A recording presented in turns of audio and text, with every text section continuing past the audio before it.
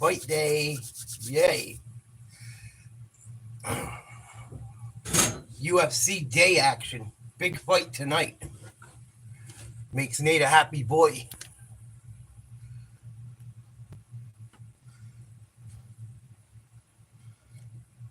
So, last fight of the featherweight bout between Imavov and Olfi goes to Imavov.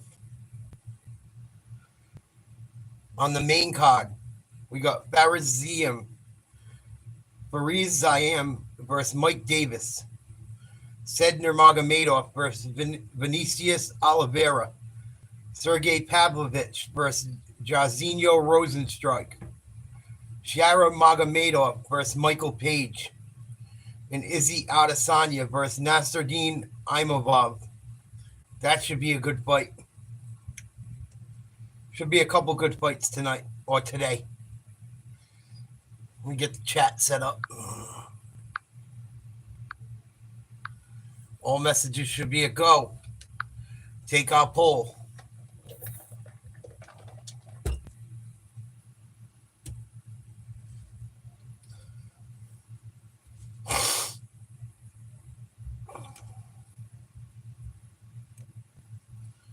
Couple minutes, things will get going.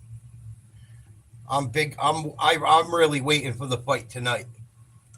The fight tonight is the one I'm waiting for.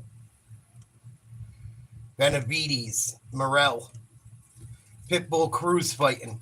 One of my favorite fighters. That should be a serious fight. He don't fuck around. Not that Benavides does either, but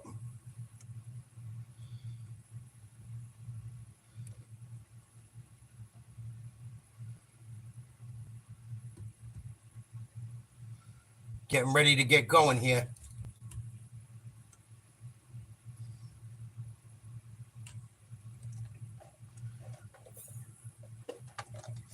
I think this is the first time Adesanya's fought on anything besides a pay-per-view in a very long time. I'm surprised they put him on a fight night. This fight night looks like a better card than the card next weekend. Kind of crazy. At least on paper. On paper, this looks like a better card than the pay-per-view coming up. To me, anyway. Maybe I'm a casual. I don't know. But I think this looks like a much better card than that card next weekend. There's one fight I want to see all next weekend. The women's fight could be good, potentially, but I think Welly probably takes care of the woman she's fighting.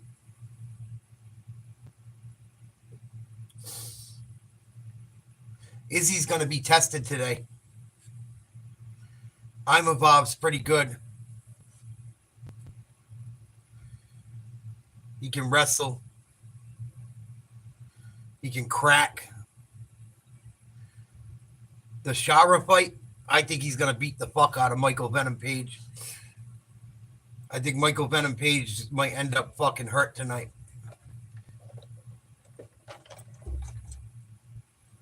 I know he's long and he's tough and he can strike, but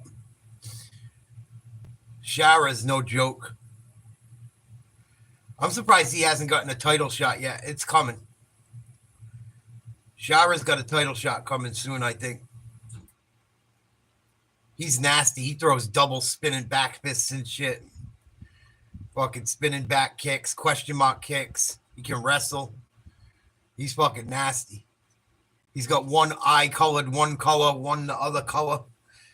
He looks like a scary fucking Australian cattle dog ready to bite your face off.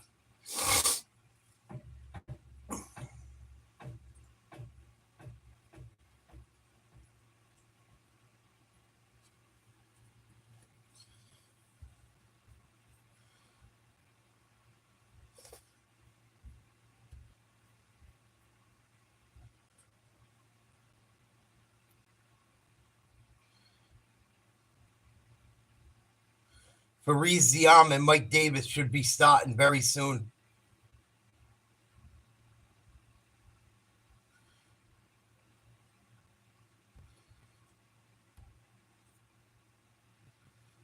Saudi Arabia. What a beautiful looking city at night.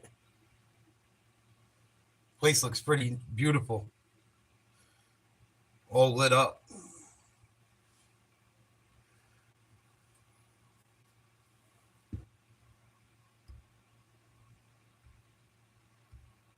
The AMB Arena for UFC Fight Night Adesanya versus Imavov on ESPN+. UFC Fight Night is presented by Bud Lights.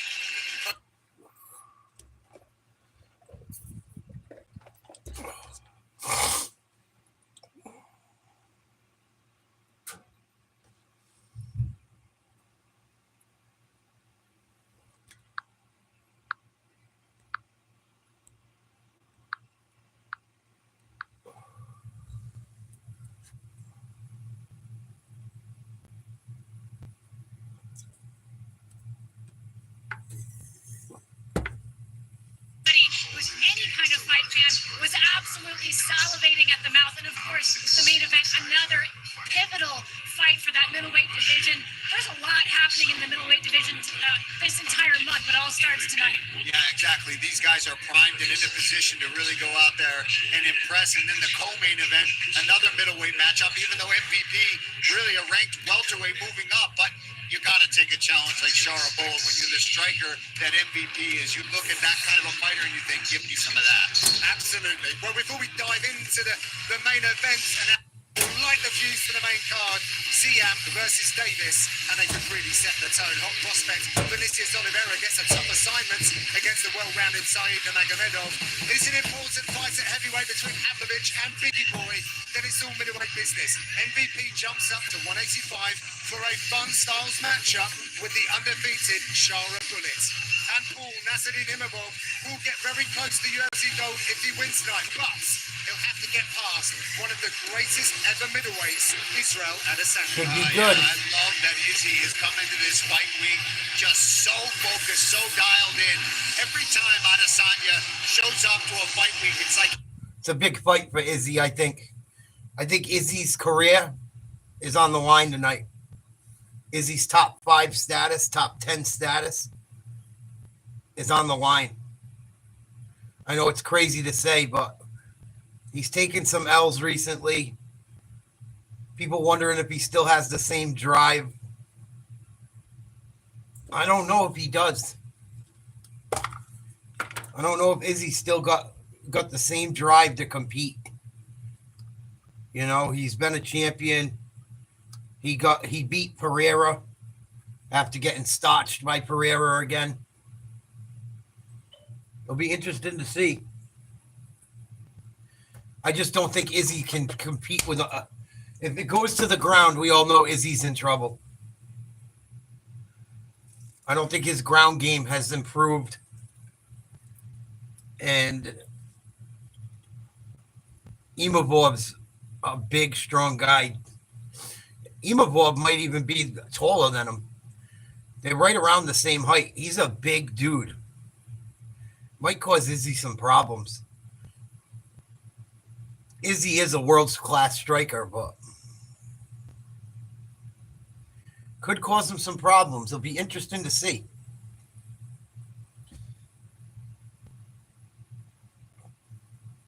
As usual, until his team at City Kickboxing got a phone call. The man on the other end of the line was ex-rival and former middleweight champion Robert Whittaker. Now, this call truly came at the perfect time, and as the last style vendor showed up to the gym for one of his final Mondays in camp, he found himself face-to-face with an old foe. Now, he described the time the two spent training together as exactly what he needed to get himself over the finish line of this 16-week camp. Wow, Adesanya trained with Whittaker to get ready for this fight. I'm surprised Whittaker's back in the ring after what happened to him against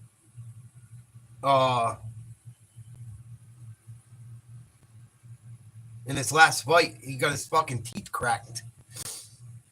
He got beat up pretty bad his last fight.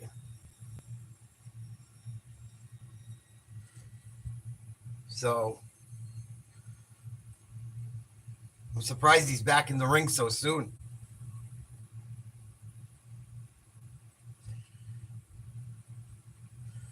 Adesanya Imavov getting ready to start.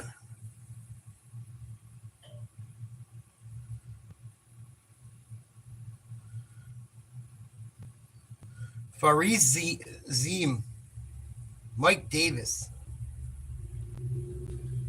Current winning streak will come to an end. The lightweight prospects for Ziam and Mike Davis have moved perilously close to the top 15 thanks to matching 4-fight winning streaks. And whoever gets their hand raised tonight for the 5th time in as many fights may see a number next to their name next week.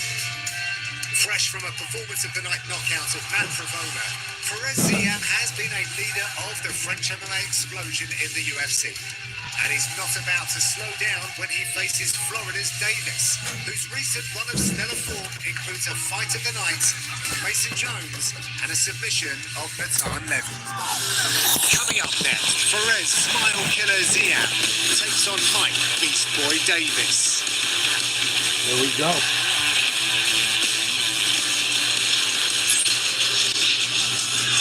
Well, it's great to see Mike Beast Boy Davis making his way to the octagon once again. I'm certainly not looking to start this on a negative note, and it will get more positive, but it's been a torrid time for Mike Davis. He was just getting some of that momentum going, 4 fights in a row, big submission over Natan Levy, tore his bicep when he was due to fight Drew Dober.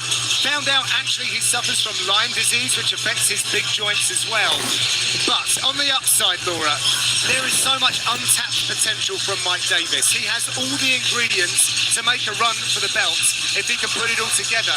A fascinating guy and electric on fight nights. Davis is the underdog in this fight. He's one of 4 Americans on tonight's card. Born in Hudson, New York. He's the underdog. Both of these guys are on 4-fight win streaks. Ziam has looked really nasty. He fights out of France. Both these guys looking to become ranked with a win. Mike Davis got 7 wins by knockout. Second highest takedown accuracy in lightweight history. See if he can get the job done tonight in Saudi Arabia.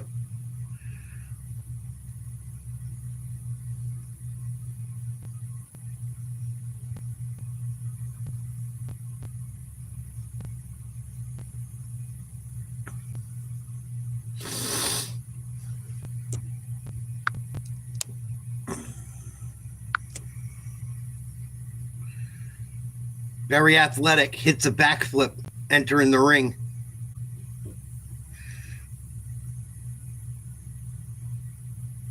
Lots of expertise on that mat. He's ready for the showdown tonight with Ziam.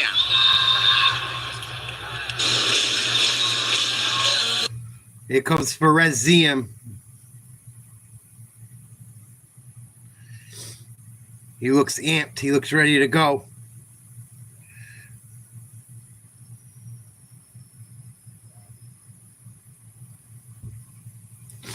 One of 11 active French fighters in the UFC.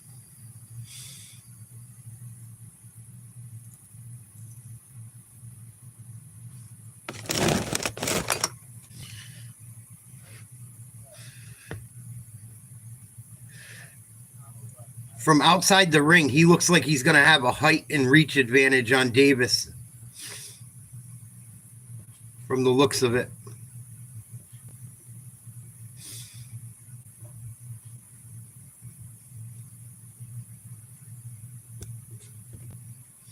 Ziam is the favorite.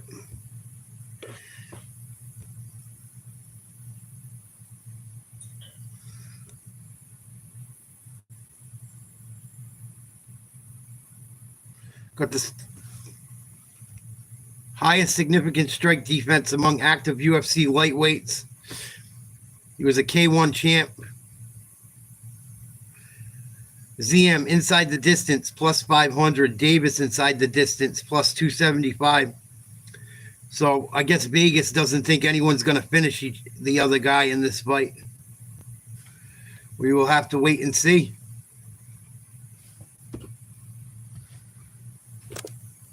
And that's exactly what we saw in that Pavlovich fight. And I think we're going to see a similar version of him in this fight, facing somebody like Mike Davis, who is going to bring it to you, who is going to throw big shots and hit hard.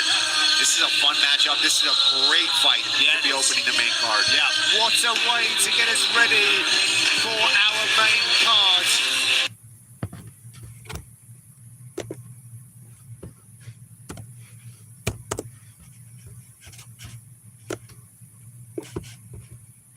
Adesanya, Imavov, Mike Davis getting ready to fight right now. Ladies and gentlemen, here we go! Live from A&B Arena here in Riyadh, Saudi Arabia. A very good evening, fight fans, and welcome to UFC Fight Night. Adesanya versus Imavov. And now, ladies and gentlemen, we are set to go 3 rounds this schedule in the UFC lightweight division. Here we go. Yeah, that happens, man. Take it easy. Don't burn yourself out.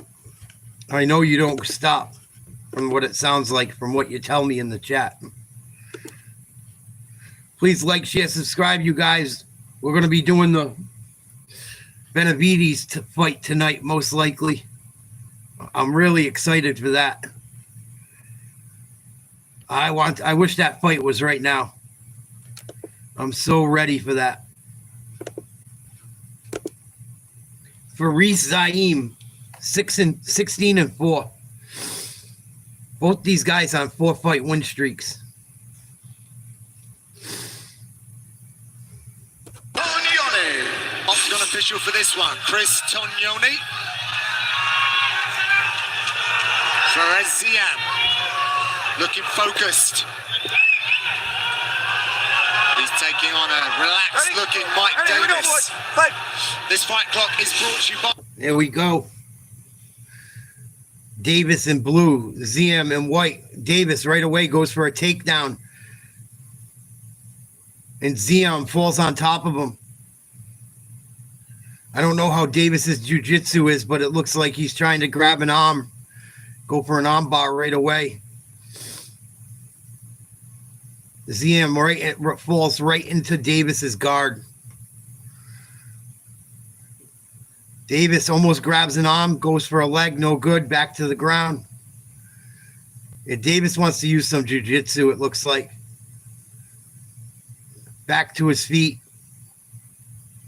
Trying for a takedown again. Ziam's got an underhook up against the cage. Ziam looks like a much taller fighter than Davis, but Davis is much more stocky. And they go back to the ground. Davis going to mess with him a bit from the ground. Ziam ain't going for it. They're back standing. Middle of the ring. 3:45 to go. First round. Ziam lands a straight left. Then misses on a 1-2. Back to the ground. Side control by Ziam. Can't land anything. One hammer fist finds its way through. Davis tries to get up. Can't get up. Gets up to his feet now. Ziam throws a couple punches. Misses. Davis up against the cage. Catches a left knee to the midsection.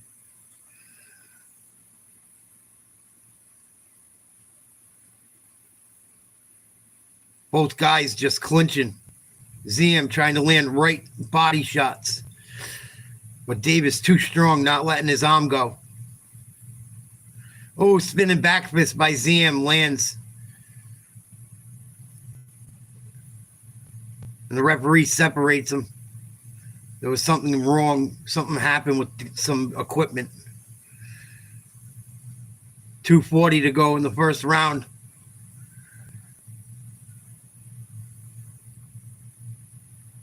Both guys middle of the ring. Ziam lands a calf kick.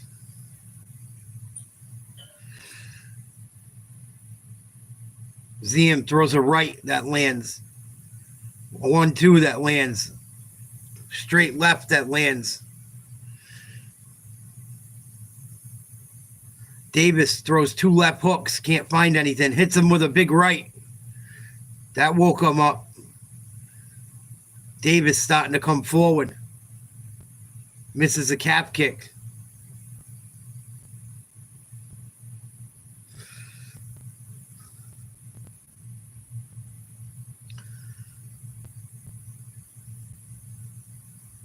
Left jab doesn't land. It's by Ziam.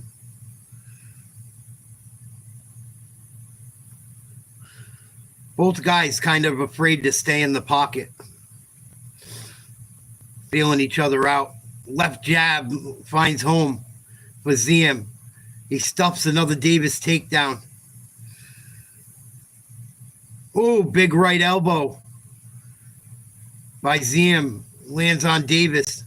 Davis wipes his eye. That one bothered him. Davis takes his back.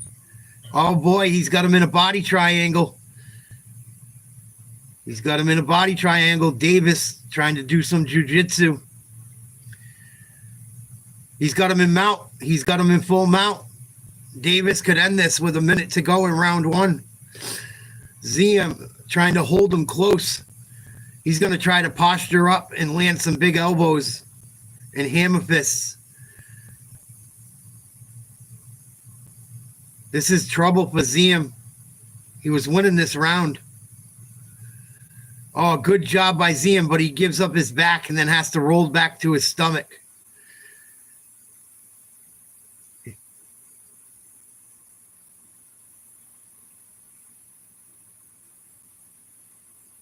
Davis almost has him mounted again.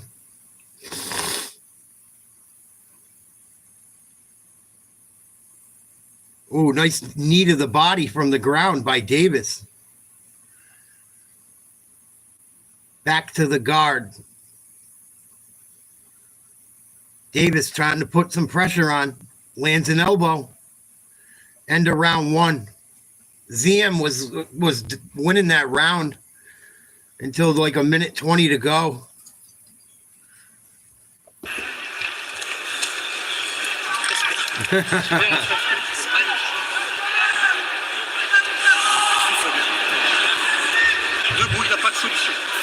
He's got nothing for you on top. This is Ziam's corner. T'as compris sa stratégie? Ok. You understand his strategy? Peu importe ce qui arrive. D'accord? Peu importe ce qui arrive, et joue au sol. Quand He's tu gardes always le trying to contact, go to the ground. laisse-le pas. Je veux que tu sois hermétique, il n'y a plus de sol. D'accord? Don't let him go to the Que tu ground. sois actif, ça l'arrange ce rythme. Ça l'arrange ce rythme. Nous, ça nous arrange pas ce rythme. He's Quand got tu nothing casses, for you on top. overhand au corps. Bras, corps, tête, corps. Tu sais faire. You gotta hit Corps, the head, tête. hit the body, hit Corps, the head, tête. hit the body. Can't give up this round, you understand? Don't give it up. That was a close first round. Close first round. I don't know who I give it to. Maybe Ziam by a little tiny bit. Maybe Ziam by a tiny bit. If Davis could have did a little bit more work on the ground, I would have gave it to him, but I could see why Ziam probably won that round. Here we go, round 2. Both guys stand in middle of the ring. Bunch of feints. Ziam trying to feint, trying to get Davis to go for something. Davis rushes in. They enter the clinch. Davis trying to get another takedown. Davis is starting to find his range as far as the grappling, it seems like. Ziam's quite a bit taller than him. And now Ziam pushes Davis up against the fence. They switch positions. I don't see how Ziam wins this fight on the ground, but I could be mistaken. I don't think he wants to take it there. I think advantage goes Davis from what I've seen so far, if this fight goes to the ground. Both guys in the clinch up against the fence. They change position again. Davis trying to shoot a single leg. Can't get it.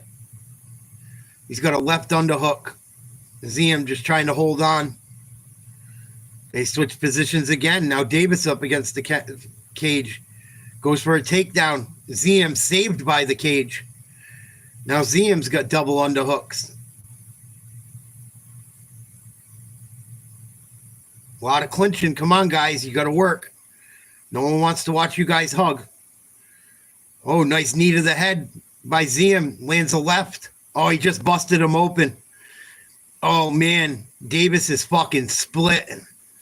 He's starting to gush, too. That knee hurt him. And then he hit him with like an uppercut. Oh, he's split. He's split somewhere over here. Gushing blood. And here's Ziam going to dump Davis down on the mat. Oh, he got hit with a fucking 12-6 elbow. Ziam carried him to the middle of the ring, and Davis elbowed him like this on top of his fucking dome. These guys are going at it. Oh, big right hand by Ziam. Davis is split. It's just red everywhere. Oh, we might have a heel hook or a knee lock. Ziam could be in trouble. Oh, this is nasty. He's got a heel hook. He's going to bust his shit. He's going to snap his ankle. Davis has got his back. He might fuck him up. Oh, what a fight. Oh, my God. He's bleeding everywhere, but he's choking the shit out of him. I fucking love it. He's got his leg pinned back, laying on top of him in mount. Oh, this is painful. That cannot be fun for Ziam. Even though Davis is leaking. Ziam's in a bad place, and he's getting blood all over. They're going to end this fight, though, I think. I think Ziam's hurt bad. I mean, I think Davis is hurt bad. It is a fucking bloodbath. There's just blood everywhere. Oh, my goodness. And he's wrenching that leg still. I don't know how Ziam's leg has taken it. He's still got his back, but Ziam's sitting up, and now he's dropping elbows. Oh, he's going to try and put him in a fix. Oh, that's an awful position to be in. Nasty submission by Davis. Ziam's leg has been bent like a chicken wing for almost 2 minutes. What a fucking second round. Ziam finally gets his leg loose. That was a nasty looking position to be in for a long time. Davis trying to wipe the blood away from his face. He's on the ground. Ziam raining down rights. He's mounted Davis now. And Davis able to push him off of him. Trying to posture up. Ziam got one arm in. He could have put him in a guillotine, chose not to. Pushes him back down to the ground, right by Ziam. Holy shit, there's blood everywhere. There's just blood everywhere. Oh, he's going for a DOS or an anaconda. I can't tell how he's got it locked in. Ziam might be able to finish him. 20 seconds here. Couple elbows. Whatever Ziam hit him with, I think it was the knee. If it wasn't the knee, it was like a left hook. Well, they were grappling. Oh, big elbow blocked. The second one gets through. Hammer fist, a left, a right. End of the round. Davis survives, but I think this fight's going to get called. I'll be shocked if it doesn't. Good round by both guys. He's fucking gushing. Breathe. Just listen. Go ahead, coach. It's all right. Go ahead, coach. Talk. You need this round. No matter what, you got to finish this round. Oh, they closed it up. You understand me, Mike? All right? We're down in the scorecards too, all right? You understand? You need to finish this round. You got to dig in deep and give me everything, brother. This is it. Don't lose your win streak right now. You understand? Let's dig in deep, Mike. You got this. You heard him against the Absolutely. About 5 minutes, go. You had him work. You had him hurt, Mike. You got to close the distance, and you got to drop this dude. This is it. We need to finish, period. That's it. Everything you got. 5 minutes left. You got to dig deep. Everything you got. That's it. 5 minutes left, Mike. Let's go, baby. Everything now. Mike, we need to finish. Hey, Mike, we need to finish now. Good job by the corner.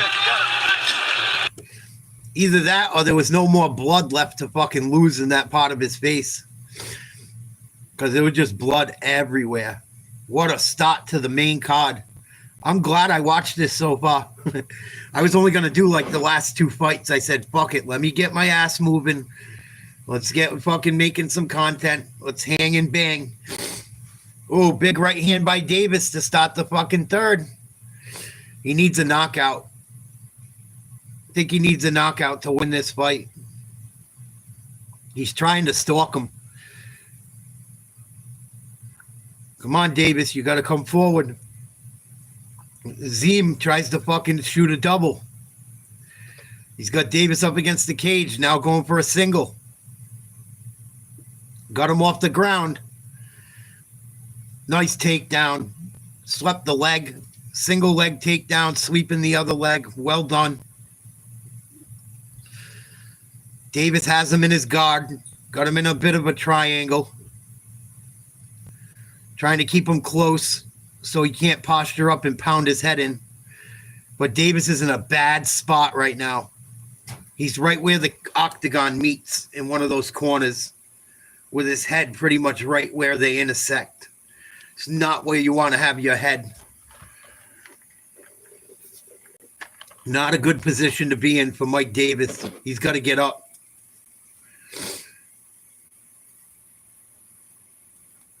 Davis still has him in his guard, but there's nothing going on. He's trying to push him up and away from him. Ziam gets up, trying to rain down hammer fists. And now he takes side control. Oh, now they're head to head.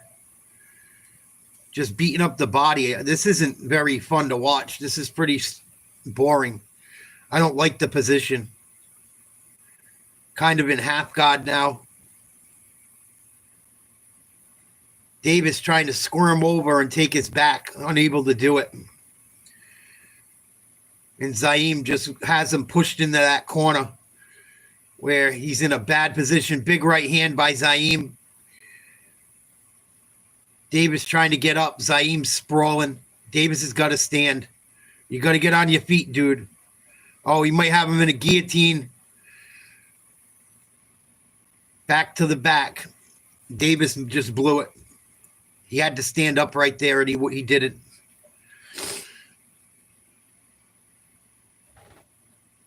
Back to side control for Ziam.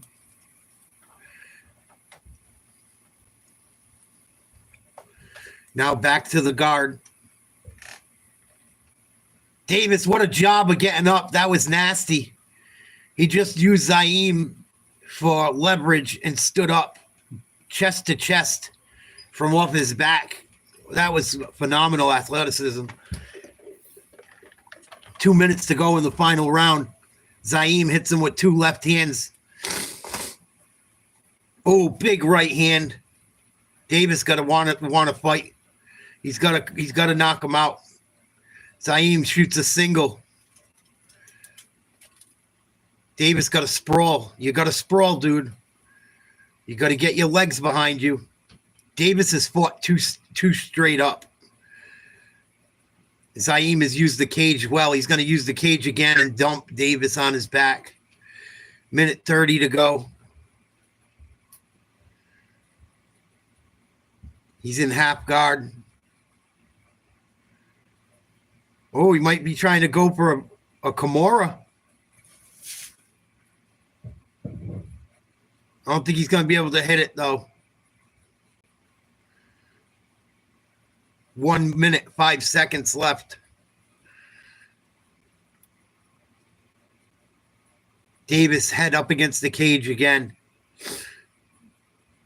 Oh, he's got his leg. He's going to go for a knee crank. Oh, he might go for a friggin'... Oh, he might have him. Oh, he's going for a heel hook. Oh, he got his leg loose. Oh, Davis had him twice with that. And now Davis on top. And inside the guard. 30 seconds to go. Can Davis finish him? Hits him with a couple elbows. Now Ziam is gushing as well. Ziam is split and he's hurt. Either that or Davis is bleeding on him. I can't tell. But I think Ziam just got split open. This is a bloodbath. Oh, more elbows from Davis. Oh, big hammer fist. 5 seconds to go. 4. Another elbow. 3, 2. Ziam's going to escape with a W by the skin of his teeth. He's lucky. If that fight went to the death, Davis probably wins. Ziam got his shit split the same way Davis did. Wow. What a first fight of the night. See what the judges say. I think Ziam gets the W. What a fucking bloodbath. Holy shnikes. That was serious. What up, Grizzy? Let's check out our poll. Is Israel Adesanya all done being a top fighter? 50-50. I think Izzy's on his way out. I do. I hate to say it, but I do. Seems like everyone's half and half. He needs a win here today. No doubt about that.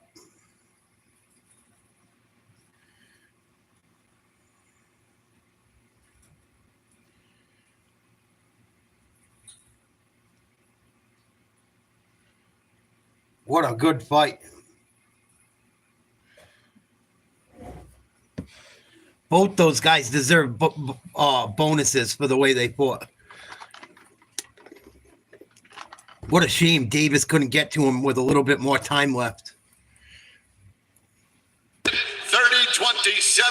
your winner by unanimous decision, the Smile Killer, Perez Ziam! What a fight. What a fight, Mike. What a fight. Perez. What a performance. What a battle between you two guys. This octagon is absolutely covered in blood from both of you gentlemen. Perez, that's 5 in a row for you now in the lightweight division. Quite a battle back and forth. You landed some killer shots with those elbows. I know you're absolutely exhausted, but how are you feeling? Look, my shorts is wet now. Assalamu alaikum wa rahmatullahi wa barakatuh. أحلى يا سعودية جزاكم الله خيرا أشكركم لحسن وفادتكم الحمد لله I'm proud I won but I'm very tired because I know Magomedov is tough but I don't know how much is tough. Now I know how the Man, he's gushing. It's like my first cut. He's got a cut like that big right on his eyebrow. I'm okay. It looks good on you. Perez, Mike came out, pulled guard. I think a lot of people were anticipating a pretty crazy striking battle between you two. Did that throw you off guard at all when he came out and tried to immediately pull guard on you? Yeah, because I know he's black belt in jiu-jitsu, and but I take him down because I was tired to strike, and I think I maybe break my left hand, but I'm okay. Well, listen, 5 straight wins, showing yourself to be a real force in this lightweight division. Give it up for Perez Ziam! Perez Ziam. 30-27 victory on all 3 cards. Good fight. Very good fight.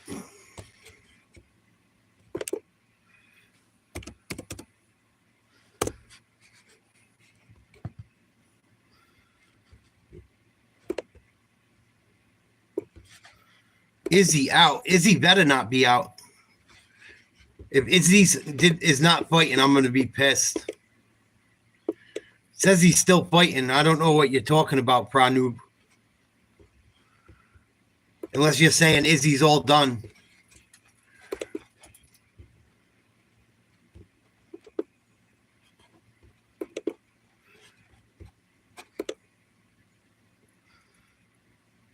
Saeed Nurmagomedov about to fight Vinicius Oliveira. See how this one goes.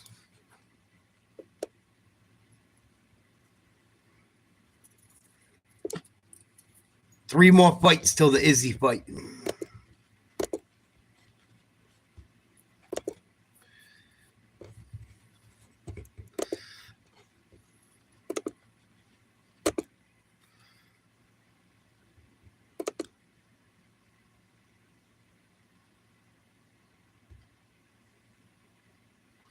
Good first fight. I'll take it. I cannot wait for the fight tonight, though. That's the one I'm ready for. I might even take a nap before it. I cannot wait to see Benavides tonight. I hope he shows up. Because the two guys fighting tonight do not like each other at all. At all. I hope Benavides beats the fuck out of this asshole. The Cuban guy's been kind of a douchebag. I don't like him. I'm not a fan of Morrell, to be honest.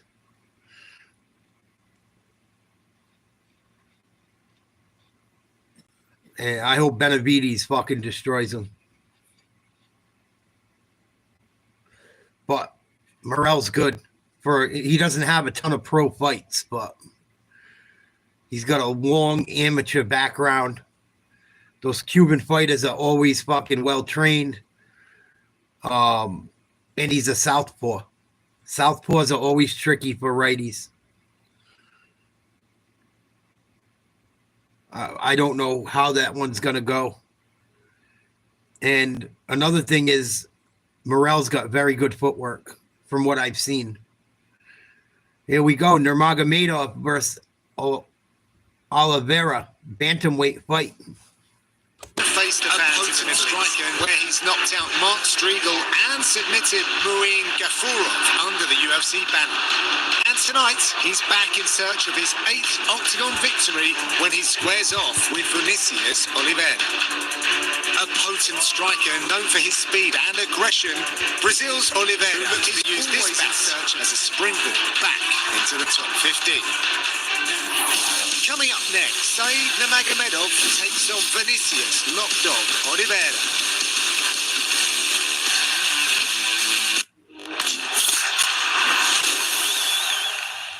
Did you see them two in the corner?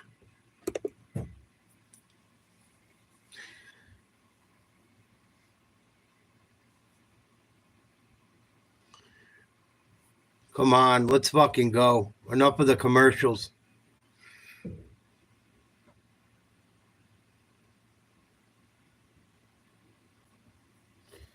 I got Nurmagomedov in this fight.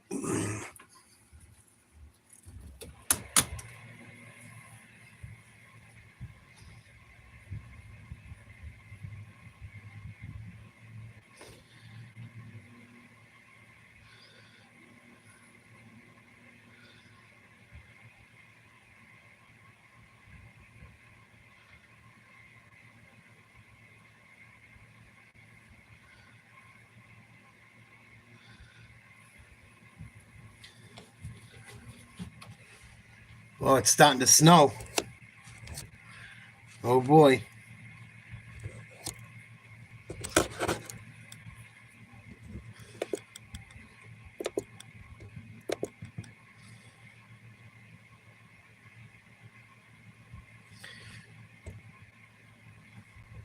I want to look at the odds for this fight. Nurmagomedov is minus 162. Oliveira is plus 136.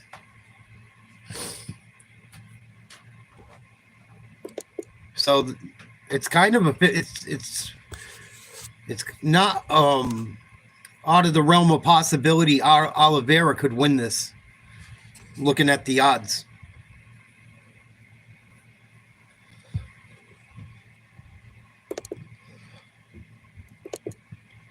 Not out of the realm of possibility. What up, Jay? Salute. Hope you're well, buddy. Not out of the realm of possibility that this fight goes either way. But it's hard to bet against the Nurmagomedov. I don't do it very often. That whole family is full of tough guys.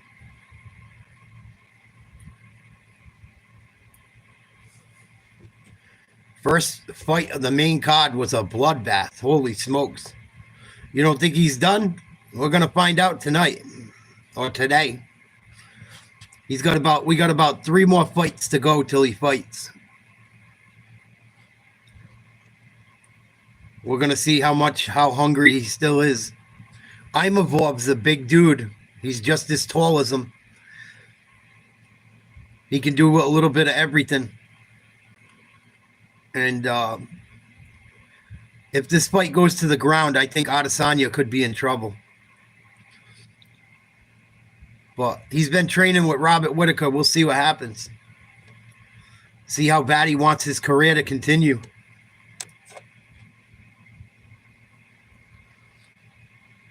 He's had some troubles lately, too. He caught a DWI and shit after around the time of his last loss to Duplessis. So hopefully he's got his head back on straight. Here we go. Nuramagomedov, 32, 5'8", 135 and a half, 70-inch reach. Oliveira, 29, 5'9", 135, 70 and a half inch reach. Oliveira, 3 years younger.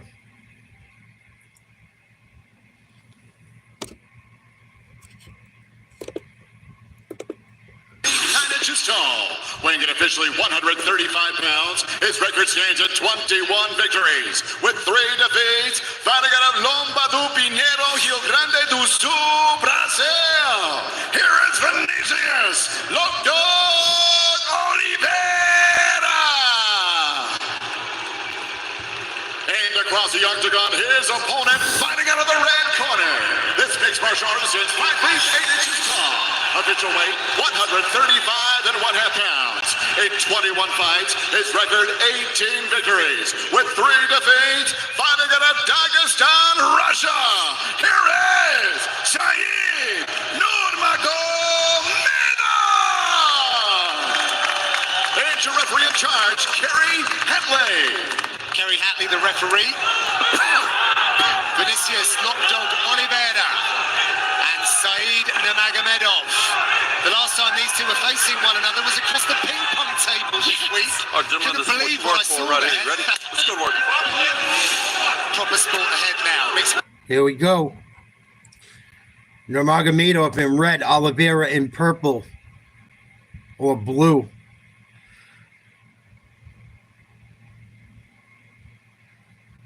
Oliveira coming forward early. Ooh, Nuramagomedov missed on a question mark kick.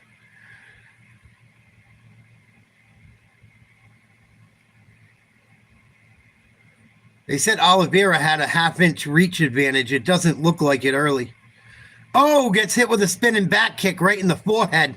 Nasty kick by Nuramagomedov. And a calf kick almost knocks him down. Saeed's a little bit different than the rest of the Nurmagomedovs. He likes to use his feet. Likes to stand up, spinning back fist lands. Nurmagomedov showing all the fancy shit early.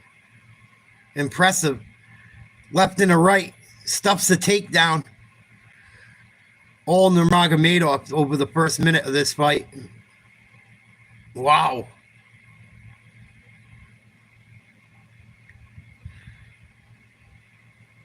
Just circling in the middle of the ring.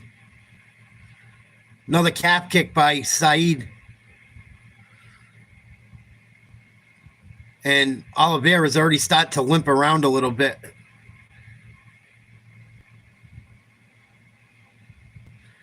And Oliveira's the one coming forward. He's trying to hunt him down, but it's not working.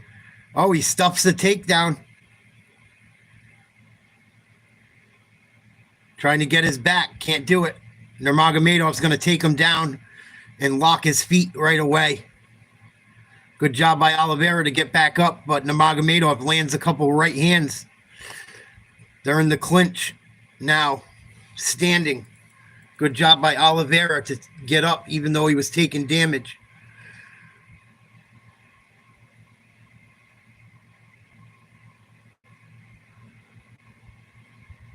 Tough first round for Oliveira. He's trying to be aggressive and he's paying for it. Still in the clinch, up against the fence.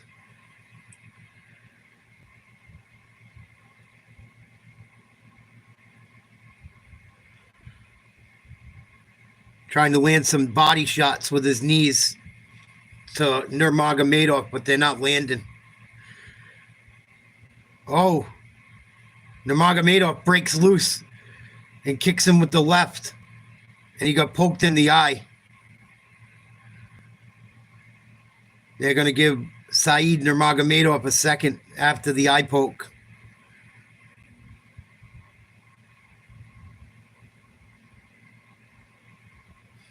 He's got some redness and bruising around it starting to happen. He definitely got poked.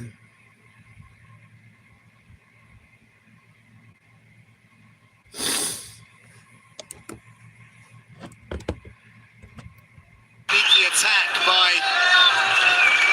Oliveira. Sorry, by Nurmagomedov. Quite see where the eye was poked. Shuts it off. Good.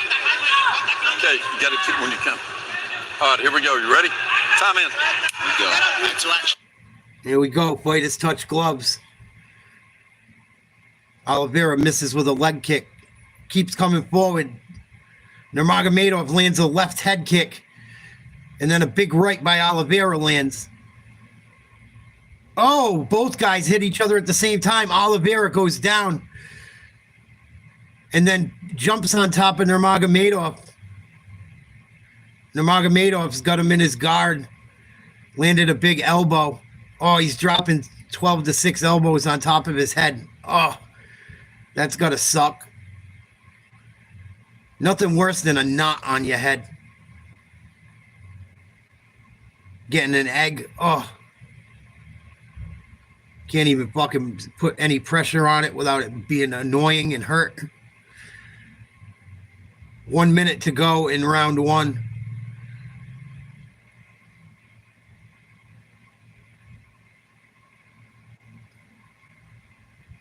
Not much happening. Nurmagomedov just playing defense right now.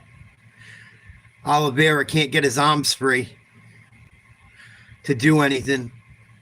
This might tire Oliveira out more than anything.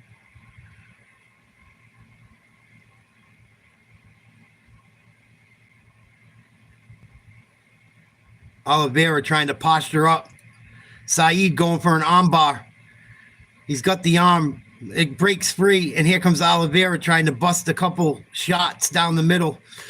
I don't know if anything landed. Nurmagomedov trying to get up. 20 seconds left in the round. He's back to his feet up against the cage. Wild first round. Both guys swinging for the fences. Oliveira tries to take him down. Can't do it. 4, 3, 2, 1. End of the first round. Oliveira eats an elbow. 2 elbows right before the end of the round.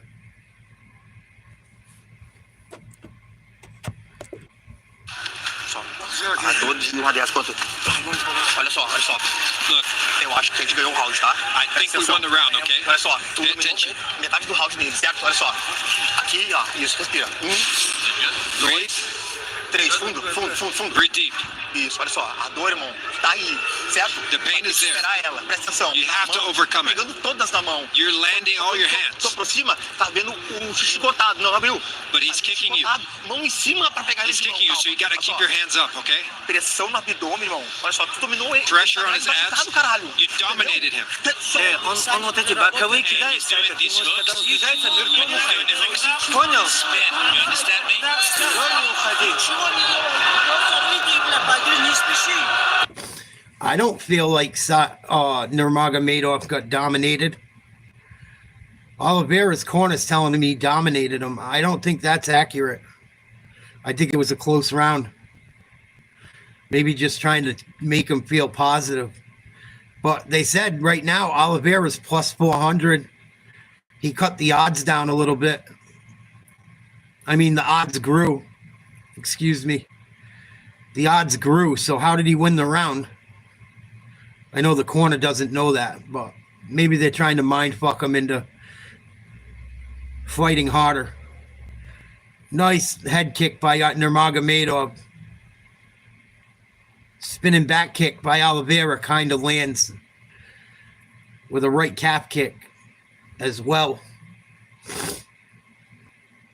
Oliveira continues to try and come forward. Calf kick lands for Nuramagomedov, then one for Oliveira. Nuramagomedov shoots, tries to take a double. Nice sprawl by Oliveira. Both guys back to their feet up against the cage. Oliveira's got to get off the cage. Not a good spot to be with a fucking Dagestani wrestler. And he spins and gets off the cage. Smart move. 3:45 to go in the second round. Still in the clinch. Oh, big knee. Nuramagomedov, I don't know if it landed. It was hard to tell by the angle. Standing in the middle of the ring. They both try to kick each other at the same time.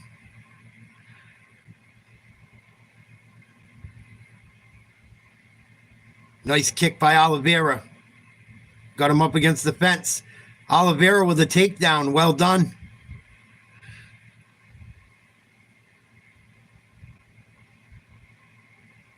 Pushing Nuramagomedov up against the fence. Not much offense. Nuramagomedov landing shots from the bottom. Oh, he's got one arm in. Nuramagomedov is going to be able to get up or hit a guillotine. And he's up to his feet. And he's still got an arm in. Oliveira trying for another takedown. Nice job by Saeed to get in control of his body again. Oliveira threw a nasty elbow. I don't know if it landed. And back to the middle of the ring. Calf kick for Oliveira. Body kick Nuramagomedov. Oliveira has definitely been the aggressor. Nuramagomedov's just countering. And doing a pretty good job about it. Big left and a right. Nuramagomedov. Oliveira hits him with a shot. That might have wobbled him a little bit. Oh, and he said he got poked in the eye, but Oliveira don't want to hear it. The ref don't want to hear it. Time to keep fighting. Nuramagomedov looks a little tired. And he shoots for a takedown, and he does it. Well done. Oliveira right back up to his feet, though. Nuramagomedov pushes him into the cage. He's got his back still. Dropping knees on his hips and his thighs. Another takedown, Nuramagomedov. Oliveira right back up, though. Oliveira throwing nasty elbows and landing. And Nuramagomedov dumps him again. Right back up, though. Good job to get right back up, Oliveira. I don't know how much those takedowns will count against them. They still count, but there was no ground time. 52 seconds to go in round two. These guys look exhausted. Oliveira got 18 significant strikes to Nuramagomedov's 8 in this round. I think this is probably a tied fight right now with 30 seconds to go in round two. Oh, big uppercut, Oliveira. Both guys struggling to breathe. You can see them gassed. Oh, big swing, spinning back fist doesn't land. Spinning back kick does land, though, for Nuramagomedov. And a big left and a right for Oliveira. Both these guys are more tired than hurt, I think. And a big body shot lands for Oliveira at the end of the round. Big right. These guys are tired. That was a round of nonstop wrestling. And stand up. Both of these guys are gassed. Pasar. Give me some ice. Give me ice. Breathe and move around. You just need to to give me this 5 minutes. Do not get the bar fight. Don't do the other one.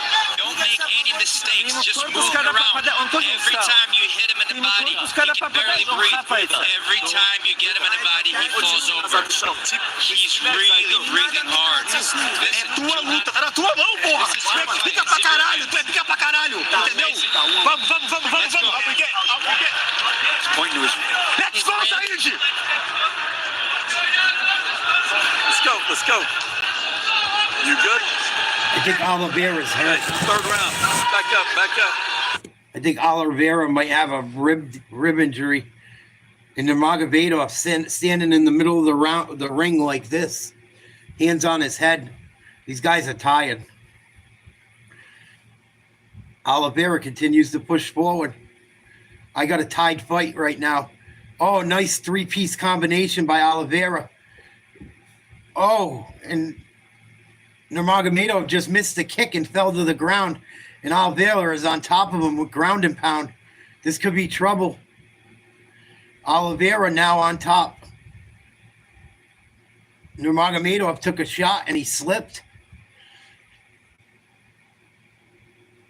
Oliveira hits him with a couple lefts. Good start to this round for Oliveira.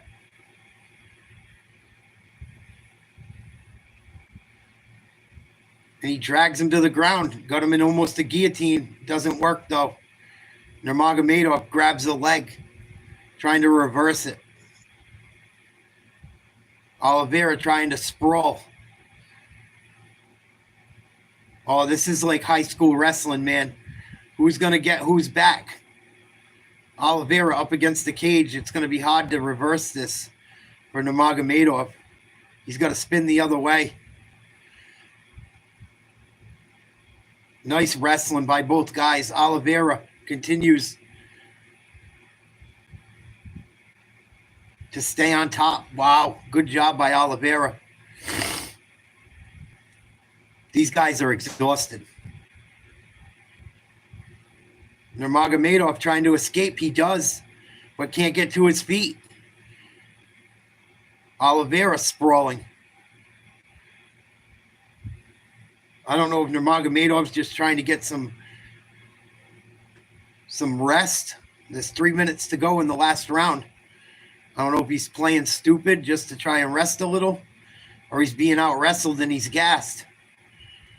But this is not what we usually see from him. Oh, he might have an anaconda choke or a DOS. He's working on it. This could be lights out. I don't think he's got it in deep enough, but it's close. Magomedov bellying down. There's just, you can see a little bit of space. Yeah, it's not tight between the neck and the bicep. He's got to get a little bit further in on that figure four with his arms to make this really tight. It's part of. And he's out. I was just going to say, it's what is. Said Nuramagomedov struggling to get back to his feet. 2 minutes, 20 seconds to go. Oliveira having a really good start to round 3. He just hit him with a knee and a couple body shots. Back to the ground. Live odds, they still have Nuramagomedov as the favorite. Oh, no, excuse me. They have switched it. Oliveira now. It just switched. And Said gets back up to his feet. Minute 50 to go. Said's got to knock him out or hurt him really bad in the last 2 minutes to win this fight, I think. I think Oliveira's winning. Back to the stand-up. Oliveira throwing punches, not landing. Nuramagomedov getting hit with a couple, lands a couple of his own. Spinning back fist, kind of blocked. Spinning back kick to the body by Oliveira. Both guys trading. Oh, big spinning back fist by Nuramagomedov. But Oliveira's got a friggin' chin. I don't know how he didn't get cut open on that one. And he lands a left and a right. Almost loses his footing. Oliveira, 31 significant strikes in this round. He's got to hang in there. Minute to go. Nuramagomedov tries to shoot a single leg takedown. It's stuffed. 50 seconds. Nurmagomedov is out of gas. He's out of gas, it looks like. Oliveira trying to take his back. He's almost got it. He's going to go for a rear naked choke if he can get in there. Oh, and Nurmagomedov switches positions. I don't know if they'll consider that a takedown. They're still fighting. Nope. No takedown. Oliveira needs 15 more seconds to get a big W. I think Nurmagomedov lost this one on his gas tank. Oliveira had the better gas tank. Oh, big knee by Oliveira. Fight's over. I think Oliveira would upset Saeed Nurmagomedov. Wow. Really nursing an injury. I think he's got a broken rib. Official decision after these. Wow. 2 fights, 2 very good fights to start the day. Wow. The party was a big success. What a fight. I think he broke a rib too. To beat Saeed Nurmagomedov with a broken rib is impressive. Wow. Vinicius Oliveira might be a problem at bantamweight. Holy smokes, that was impressive. I thought he won. I think he won. We'll see what the decision is in a minute. I hope they don't rob this kid. I hope they don't rob this kid.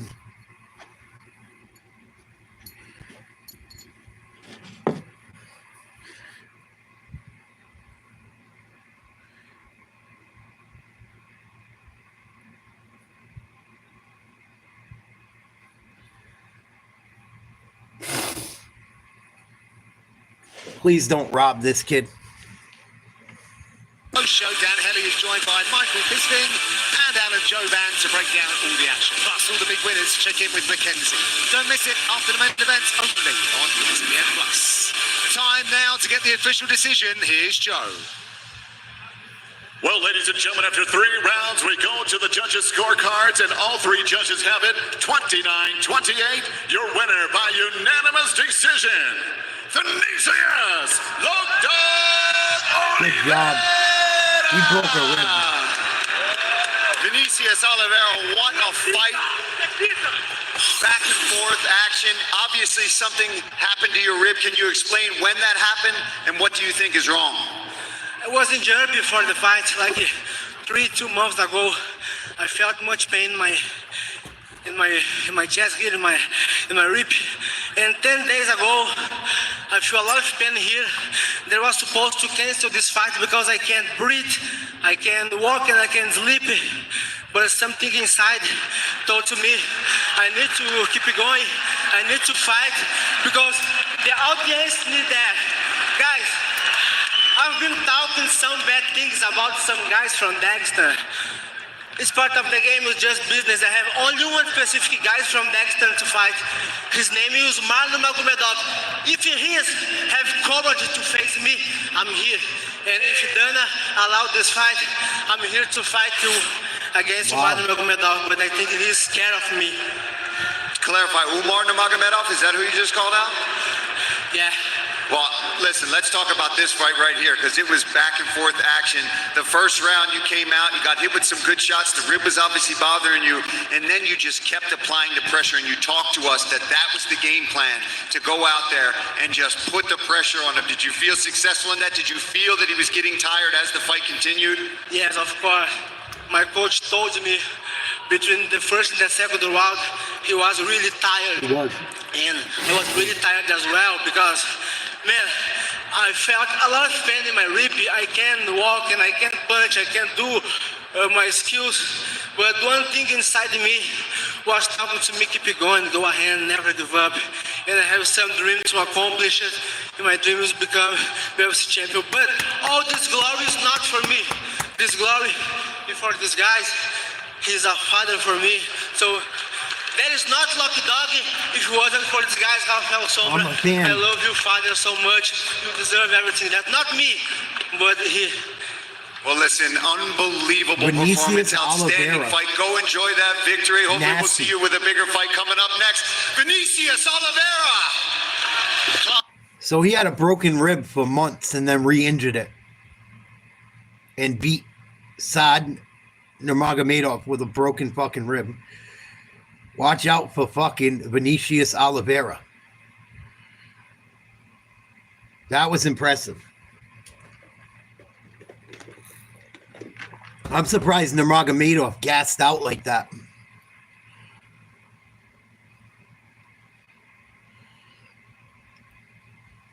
Two good fights to start the night.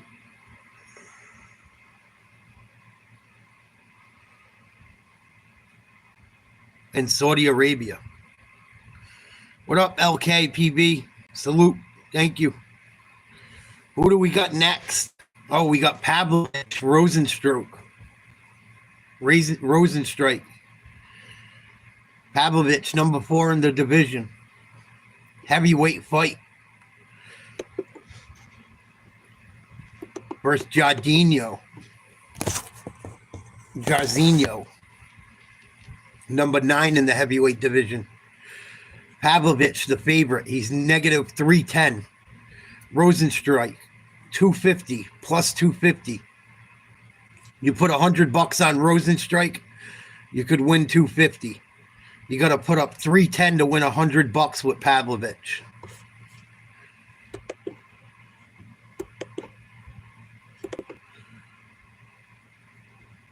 Two more fights before the main event, Adesanya versus Imavov. And then tonight we will be back live for the David Benavides fight. I don't know how many fights I'm going to do tonight. I would like to do 3. We'll see how it goes.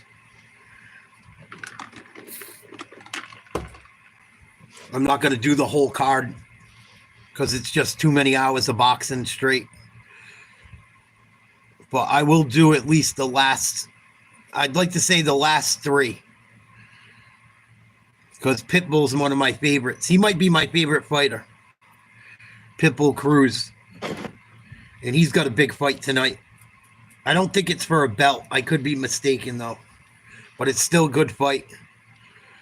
It's a Mexican versus Mexican fight. Those are usually always wars. This card tonight for free is a better card than next week's pay-per-view on UFC.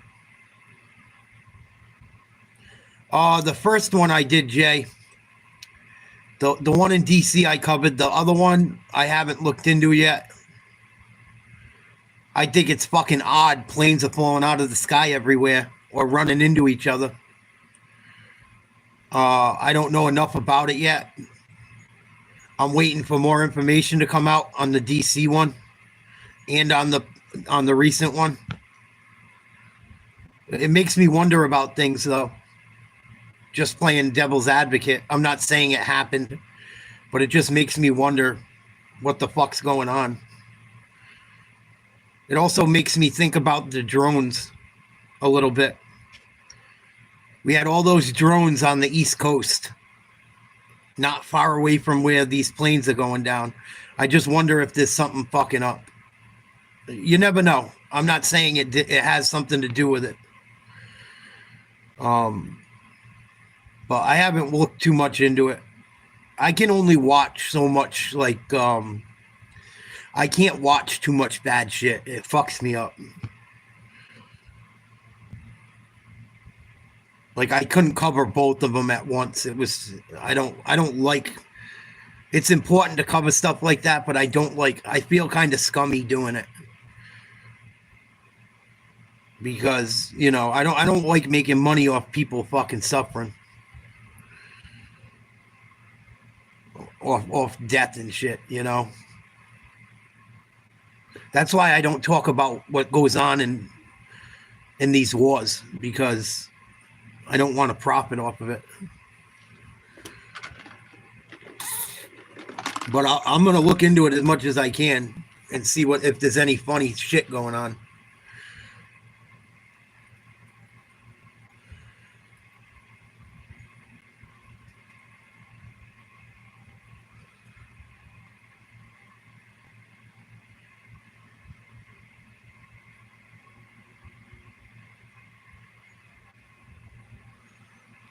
That's what I'm saying. You know, people lost family members and shit. It's, you know, once you get the basic shit out there, there's what you know, for right now anyway, it's fresh.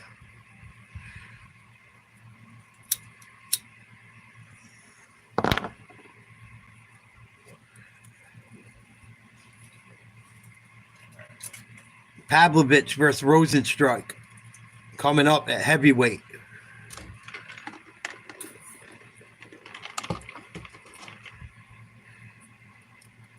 Rozenstruik could use a fucking win badly.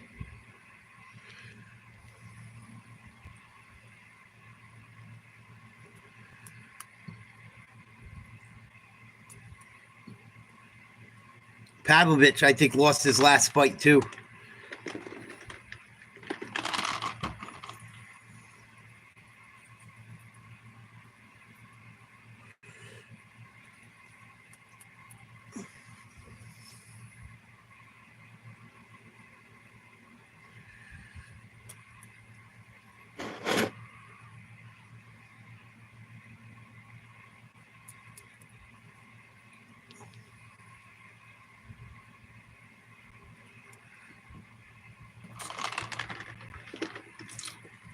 But one thing I will say about airplanes,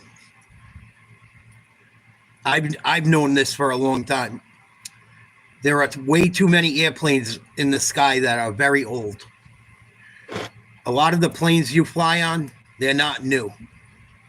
I've been on airplanes where they have cigarette ashtrays in them still. Not too long ago. Like, why is there a fucking ashtray on this fucking plane? You haven't been able to smoke on a plane since probably the fucking 80s, if not the 90s.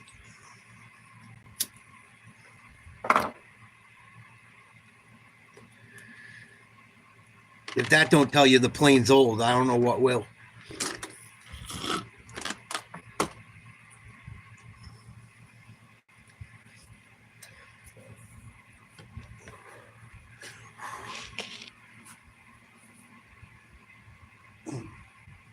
I think as far as the DC one, I think the one in DC was on the military. From what the research I've done, I think you got to blame the military for that one. In the pilot of the helicopter. From the research I've done on it, I've listened to all the stuff from the tower, from the helicopter pilot. I listened to all the radio transmission.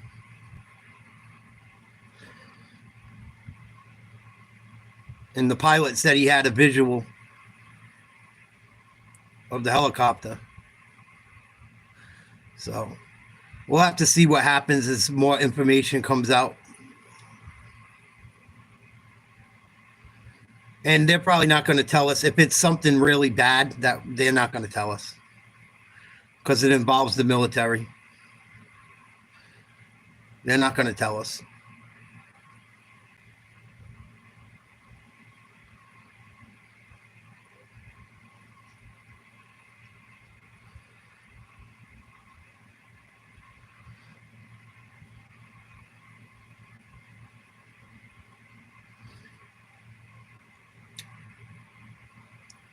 Getting ready for this heavyweight fight. Both guys going to make the ring walk in a minute.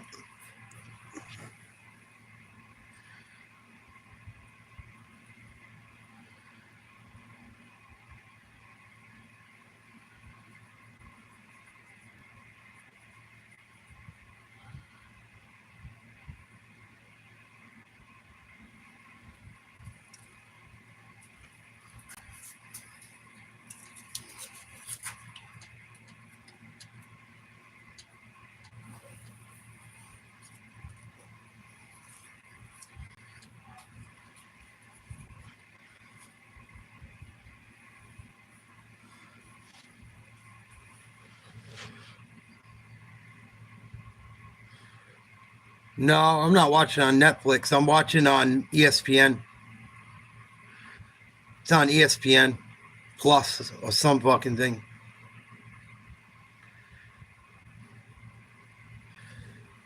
Here we go. Sergey Pavlovich.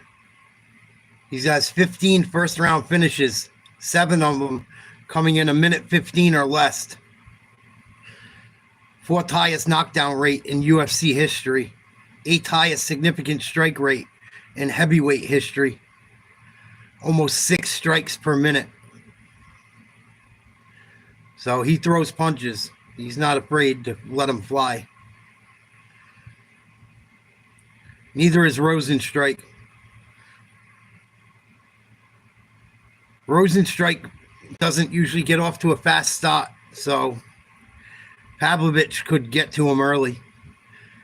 Pavlovich, 32, 6'3", 249, 84-inch reach. Rozenstruik, 36, 6'2", 252, 78-inch reach. Pavlovich has a 6-inch reach advantage.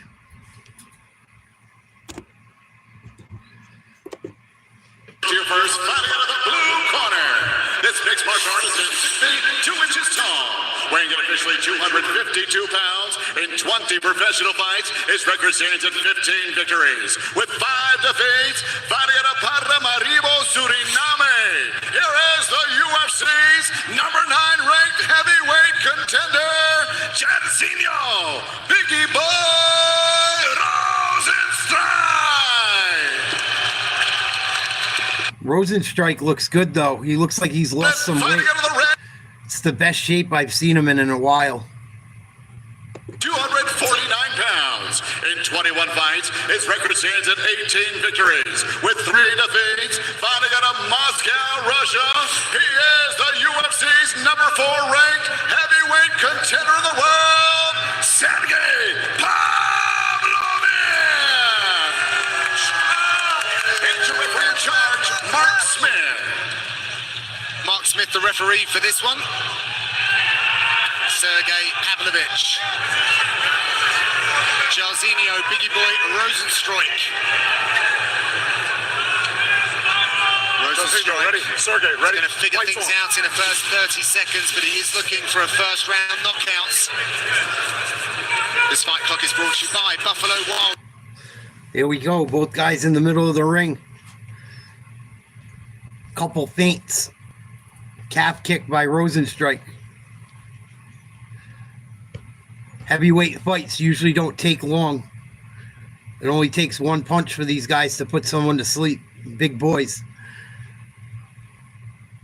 Both guys throwing a lot of feints. Both guys trying to set something up. Dead center of the octagon. Just faking punches, both of them. Getting ready to come in close and engage.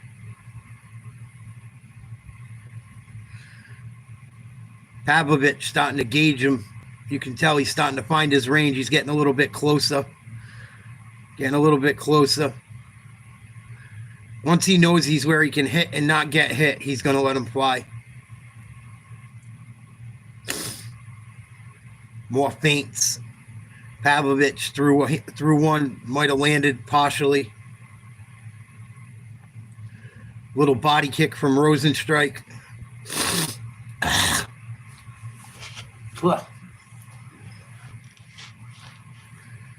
Not much action. Oh, a big right and a left, Pavlovich. I think the left landed.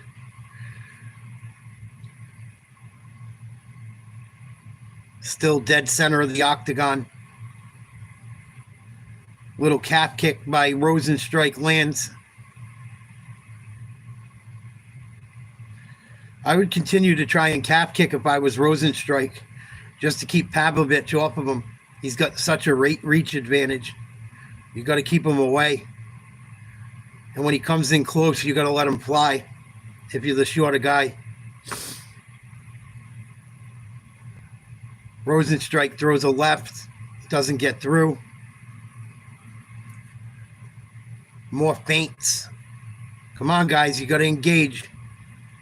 Rozenstruik tries to go to the body, can't land. Hits him with another calf kick.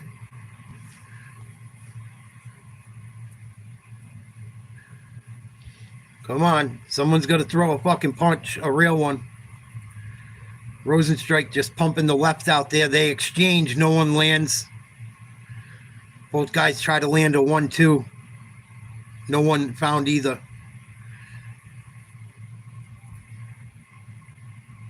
Both of these guys are righties, fighting with the lead left hand. 2 minutes to go in the first round. Rozenstruik starting to engage and push Pavlovich back a little bit.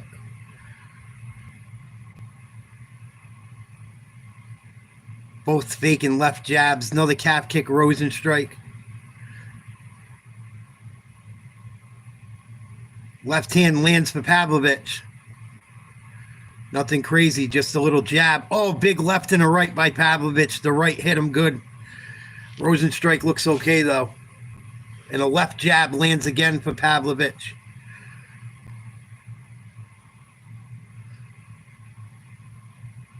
Being patient.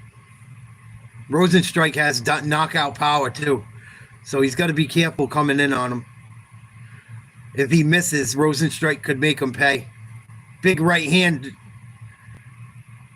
Doesn't find home, but Pavlovich gets on top of Rozenstruik and takes him down. This could be trouble. Couple right hands from Pavlovich on top. Left body shot. He's kind of in half guard. Rozenstruik's got 40 seconds to try and survive.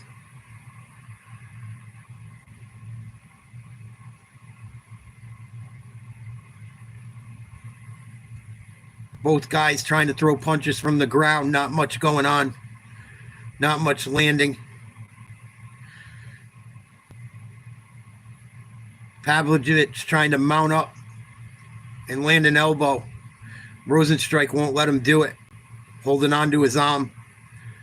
15 seconds in round one. 8, 7, 6, 5.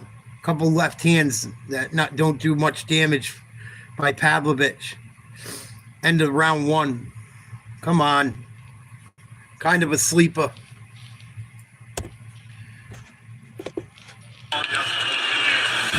Ooh.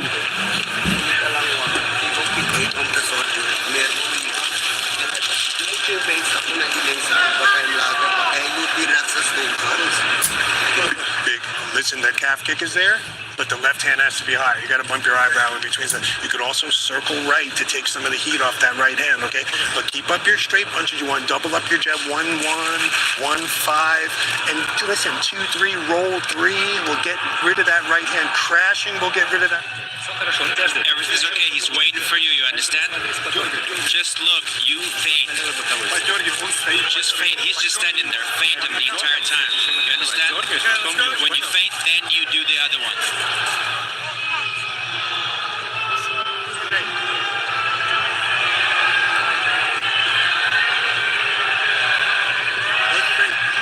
Boring first round.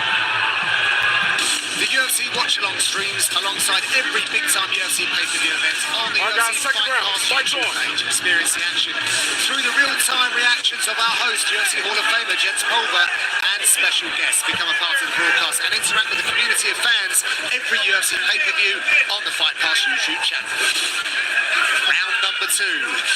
Good round for Pavlovich in the opening 5. As he shifts his head off of that centre line.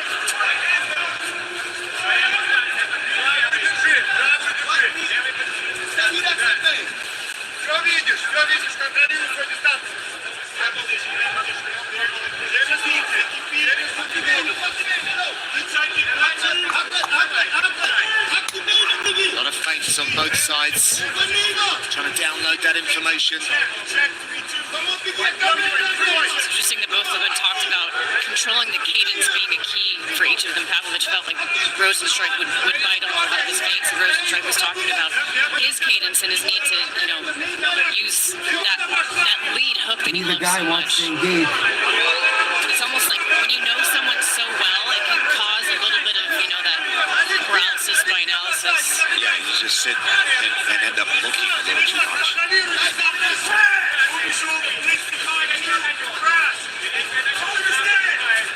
Come on.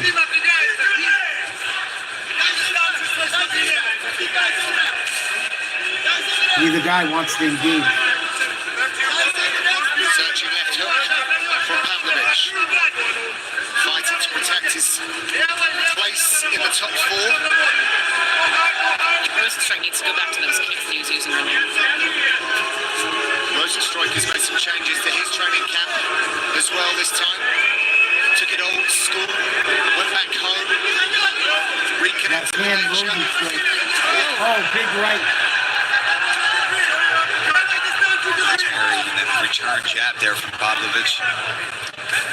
Pavlovich is boxing real crisp.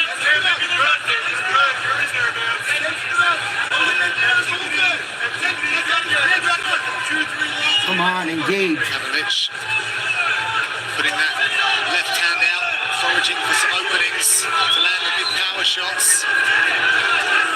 Boring. All right, let's go, guys. Pick up. Such an imposing figure. Call for the referee to increase the action.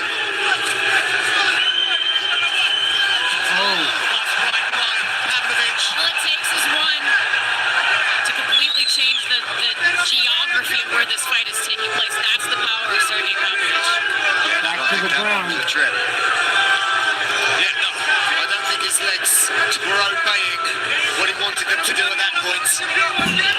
Down to the mats. See if he can get more aggressive from this top position. Start looking for elbows and big shots because, again, Rozenstruik not necessarily known for being able to pop right back up from these types of Watch positions. back of the head. Watch back of the head. No, and right now he doesn't really look like he's necessarily trying super hard to do that either, Paul. He's trying to weather the storm a little bit. He's only got 3 rounds to work with. If he stays down here for the rest of this round, he's down 2-0. Gonna need to finish in the third. What's that? Maybe 6 main events, maybe? So he's probably used to that sort of exactly. You get used to the 5-round pace. It's a different pace. It's much more of a sprint here in a 3-round fight.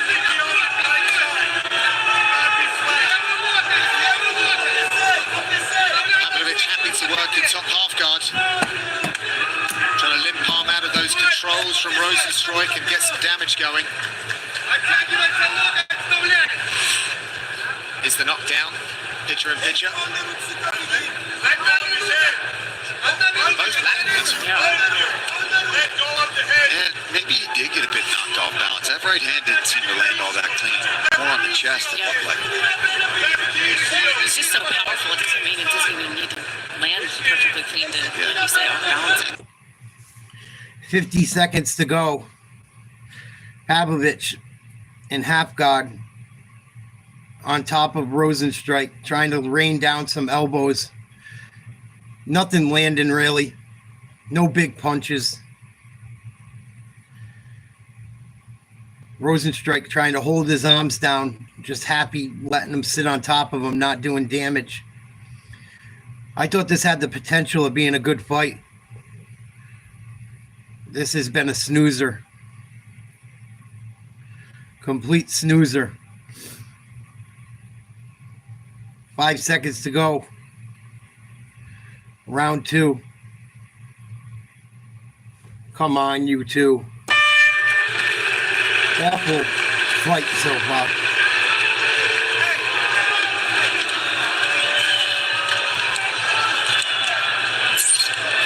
Kill or be killed, dog. Go out there.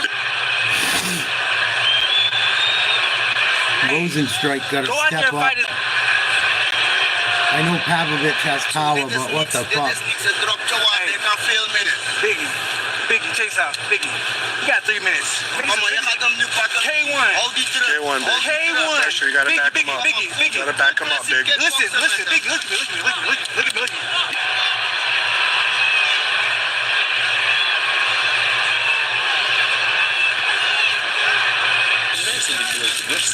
Trying to hit him hard, you understand? Let's just concentrate, that's it.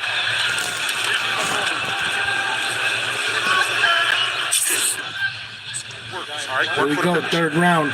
See if these guys finally want to throw punches or not.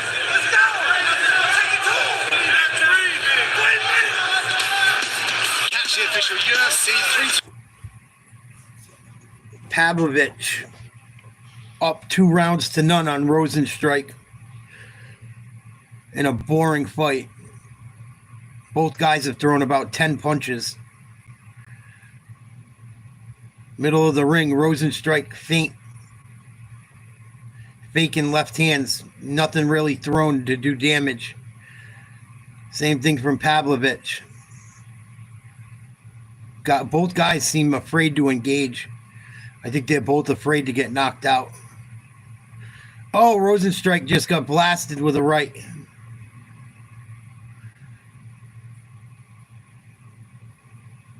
Left jab doesn't land. Rozenstruik got to come forward.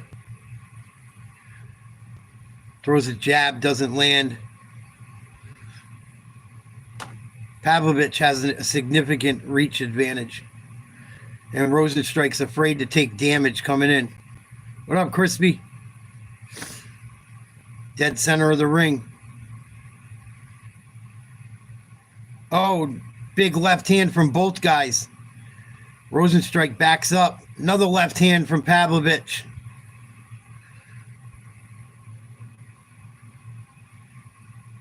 Pavlovich trying to find his range. Counterpunching, doing a pretty good job of it this round. Another left jab by Pavlovich. Another big left by Pavlovich. Every time Pavlovich makes contact, Rozenstruik goes backwards. And Pavlovich with another takedown. 3:20 to go in the third. He's starting to rain down rights. Those look like they're doing a little damage. Rozenstruik's head up against the cage. In a bad spot. Couple body shots from Pavlovich. He's trying to drop elbows. He can't get in position.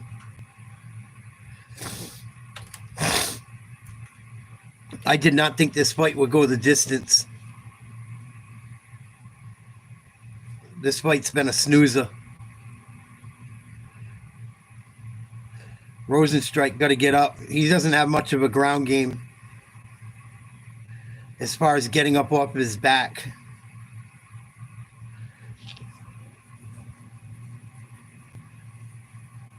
.228 to go in the third. A bit of cushion by posturing up and going for big strikes. Surely the prelude to this was a bit of damage as well. Like he's got him on the back foot. It wasn't like he just hit a single leg and they gently fell down. There's nothing gentle about what's happening up here.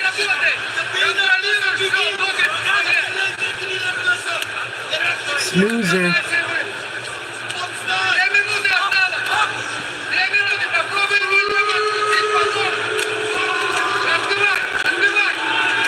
Not much going on. I think if Pavlovich could start to look for more elbows. Both guys punching each other from on the ground. Very unentertaining fight.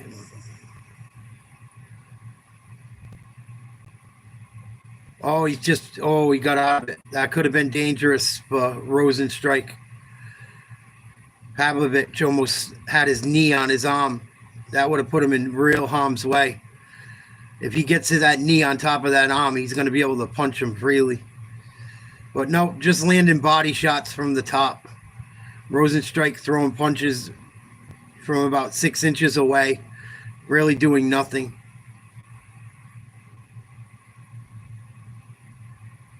A minute to go in this fight, thank God.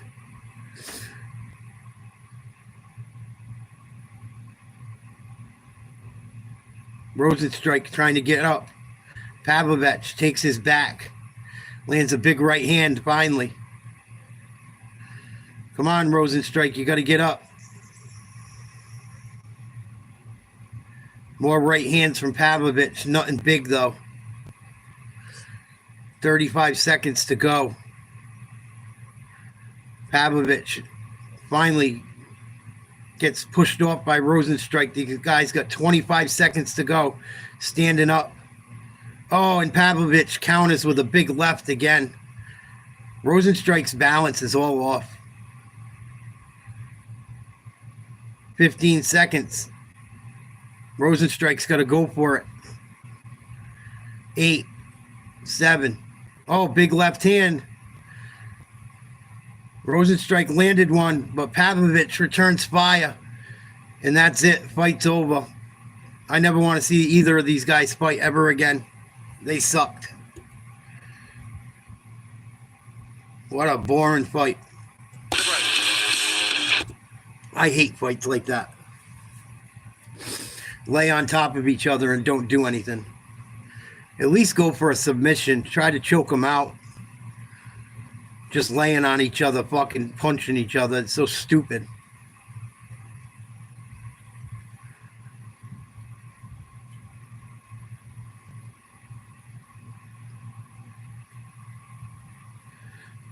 Pavlovich definitely won all 3 rounds.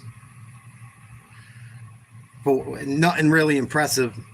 He, you know, if you want to call it that. How about you suck a dick, Dave? How about that?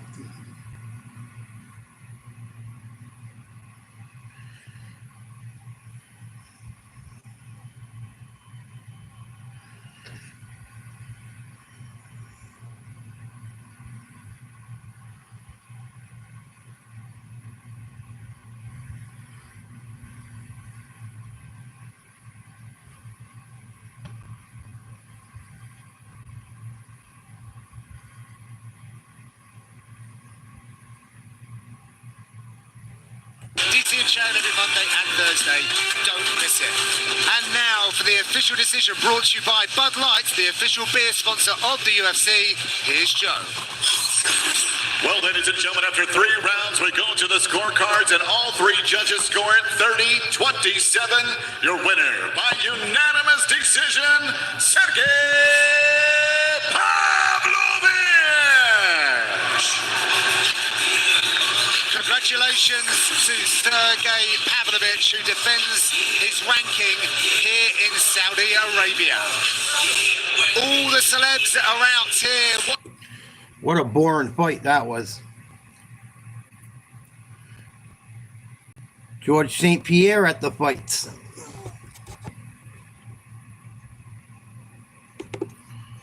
Thank God we got one more fight before the big one. Magomedov versus Paige. This should be a good fight. And then we got Izzy versus Nasruddin Imavov for the main fight.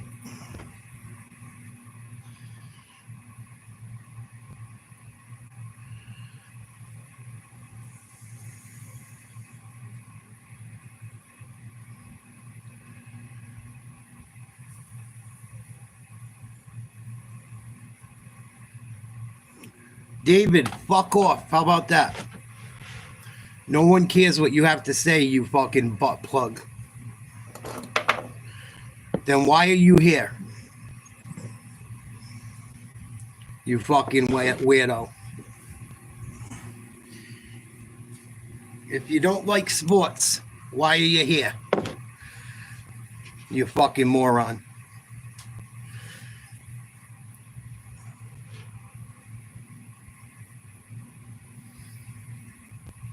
Only thing scripted is your love life. When you let Bubba plug you.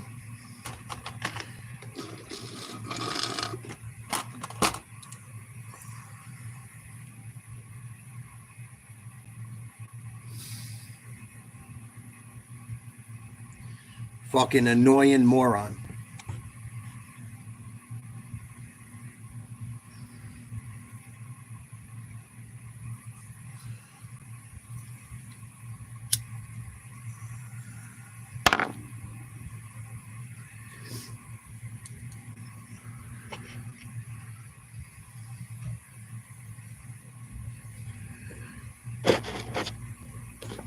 Michael Venom Paige gonna have his hands full. Bye, Pam.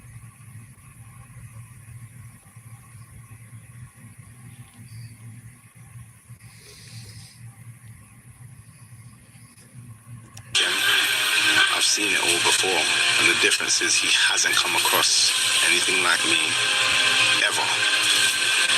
That style, that point fighting style that Michael Venom Paige is so good at is so difficult to deal with. It's so hard. It's so hard to deal with the timing and the movement differences. That distance, man, he can close it fast. Oh! hurt Kevin bad. I think it's just kind of frustrating for Kevin Holland. I love breaking the souls of people that are sure about themselves. He's Fuck very you, sure douchebag. about Have a his nice life. striking ability. Oh, it's all Michael Bennett. Did you just say the Patriots are going to continue sucking? Go Bills. Oh, the Bills played 2 more games than us. Woo!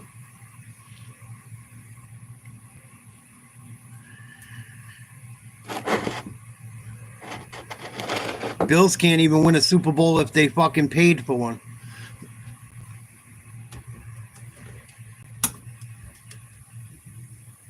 Typical fucking moron, as usual.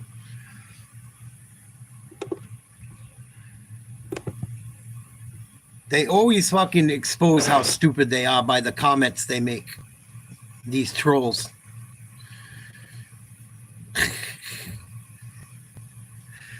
Unreal.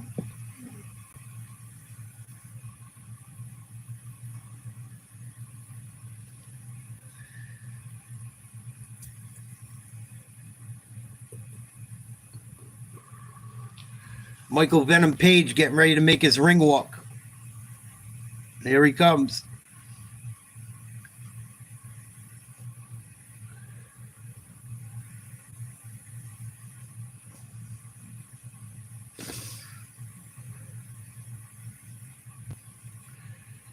Michael Venom Page has a very awkward style, but Shara is nasty.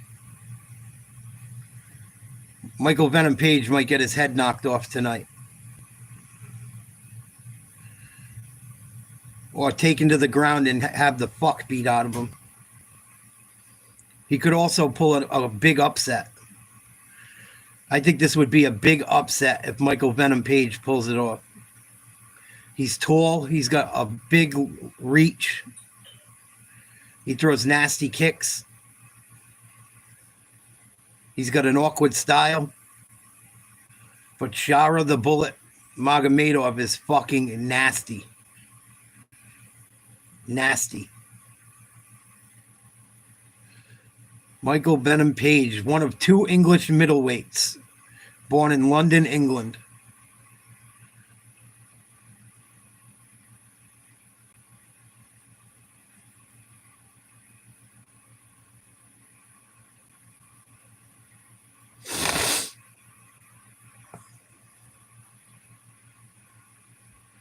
All right, enough with the dancing. Let's get to the fighting.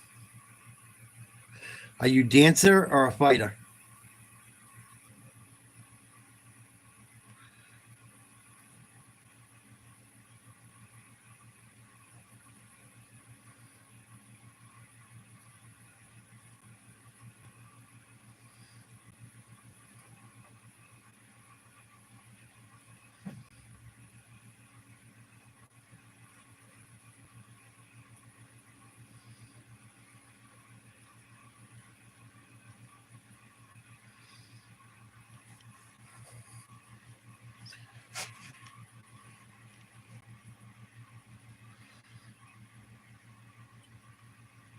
It's his UFC middleweight debut. He's going up in weight for this fight.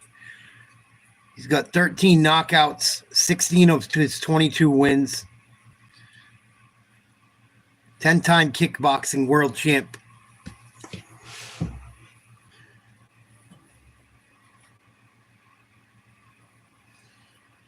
Pretty impressive.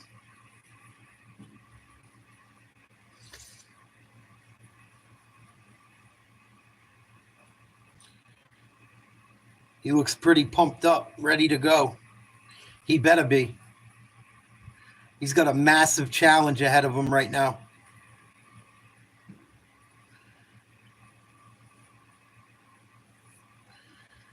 Massive challenge ahead of him.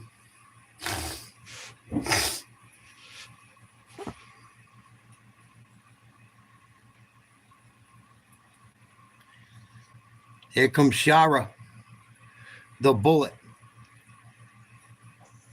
Magomedov.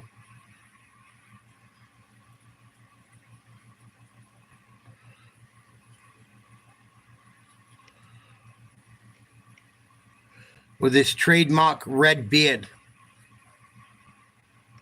and his pirate do-rag.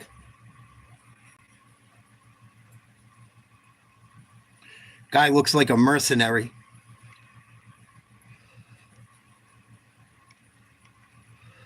Yeah, we got one more. We got right now is Magomedov fighting Michael Venom Paige, and then Israel Adesanya fights after.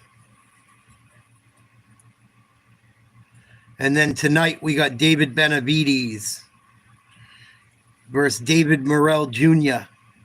We're going to watch that too. We'll have a fight companion for that one. I'll post later on this evening. I'm not going to cover the whole fight card, but I'd like to cover a couple fights leading up to the main event. Probably start covering it at the Pitbull fight. Pitbull Cruz is fighting. One of my favorites. Probably my favorite fighter of this generation. Newer guys coming up. Magomedov, 15-0, undefeated. Tied for the 4th longest active win streak in the middleweight division. He is nasty. He throws nasty kicks, nasty back fists, nasty elbows. He'll double and triple him up. He's got an awkward style. I think Michael Venom Paige could be in trouble here. But Michael Venom Paige is awkward too.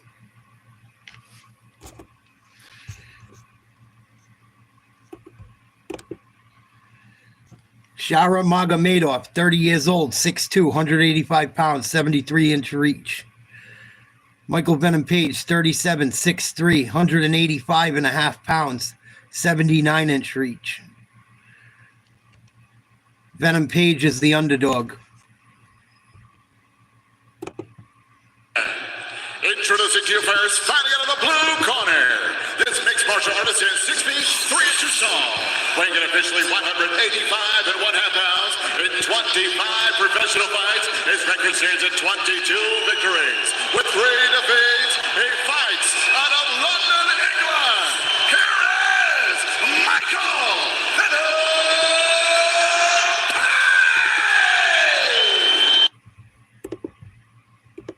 Fighting out of the red corner at 6 feet 2 inches tall. This mixed martial artist weighed in 185 pounds. In 15 professional fights, he is perfect. 15 victories, no defeats, and he fights out of Dagestan, Russia.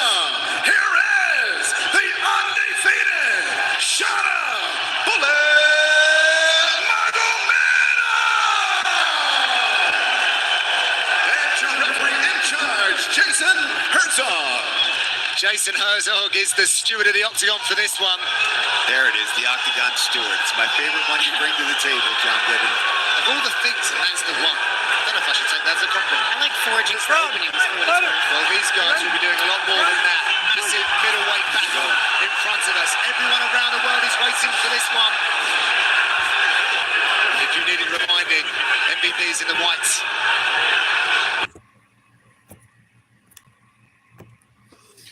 Here we go, MVP. Shara the Bullet Magomedov. MVP coming forward early. Both hit each other with a calf kick.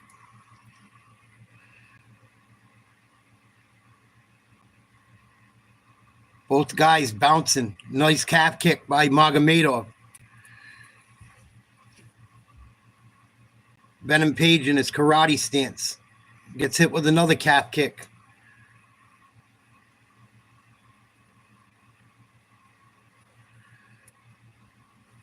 Both guys trying to gauge distance.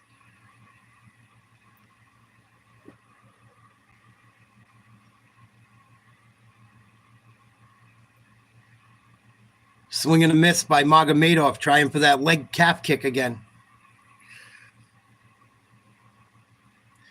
Paige trying to come forward. Left jab doesn't find home.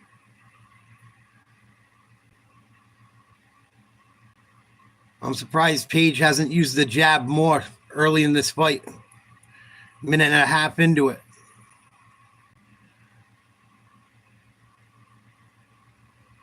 Magomedov changes his stance. Both guys throwing some fakes, nothing landing. Come on, engage. Head kick, Magomedov. Oh, here comes Venom Paige. He rushes. Might have hit him with a left hand. Magomedov scrambles, falls to the ground, gets up. Tries for a cap kick. No one there.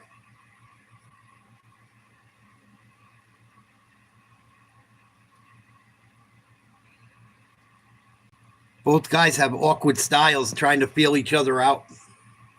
Big right hand, and he slips and misses, and Shara's got him in a guillotine. And he's out of it.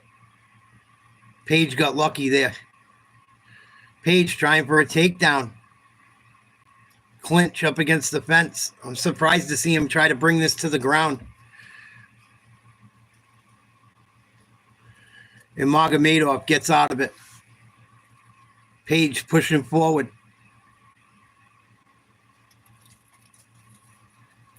Trying to showboat a little. Magomedov goes for a cap kick. Nothing.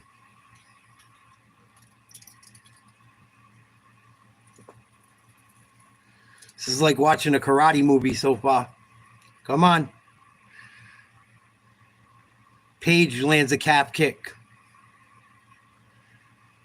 Another cap kick from Paige.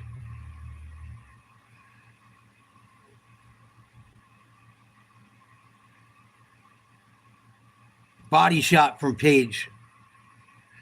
Paige starting to find his range. He's so tall and long and awkward. Magomedov's just got to go for it.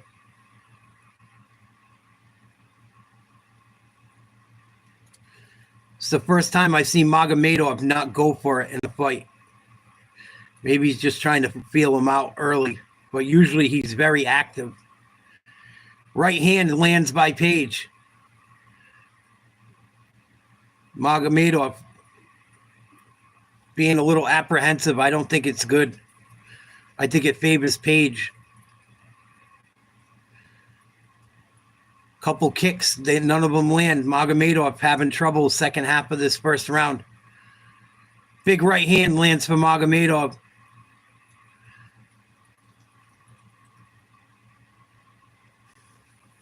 Very much on UFC Gold. You don't live in a boat? Well, he's talking about buying a boat to sail into Abu Dhabi if he can get on that fight card later in the year. Wouldn't that be something? I want to be there. Half kick from Paige.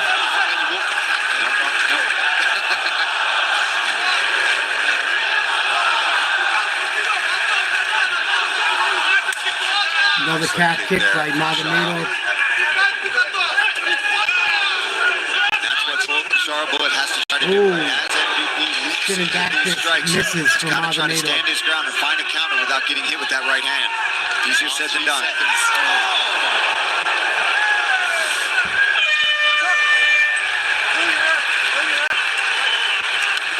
Both guys went for head kicks at the end of the round. Paige kind of landed one. Not really. Just kind of grazed him. But that's the worst I've seen Magomedov look. Usually he's got his guy finished in the first round. Having some trouble figuring out Paige early. You're letting him work. Just get yourself together. Be straight. Go for it. You work at your pace. Don't let him work. He's just playing with you. Just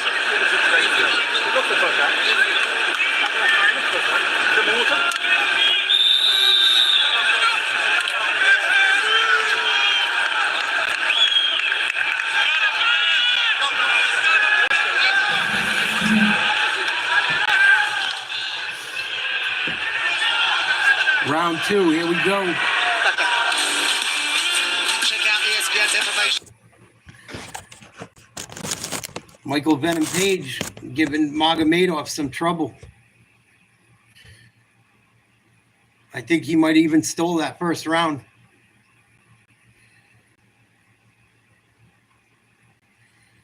Paige pushing forward, start of this round. Magomedov lands a left.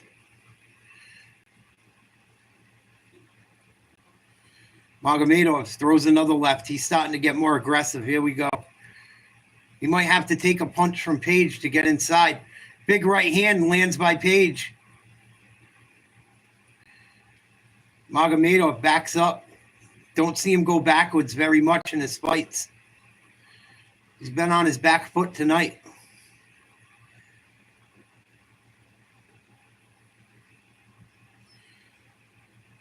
Shara's got to go for it. He's being too apprehensive.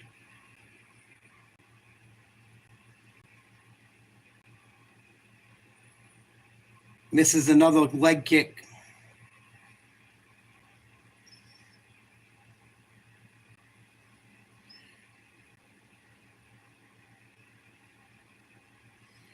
Venom Paige gets in close and then he gets out of there. Hits him, gets out of there. Hits him, gets out of there. Magomedov's got to go forward. He's the smaller guy.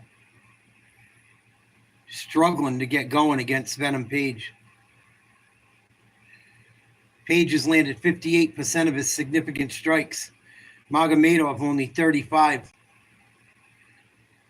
3 minutes to go in round 2. They clinch middle of the cage and let go of each other. Magomedov lands a body kick.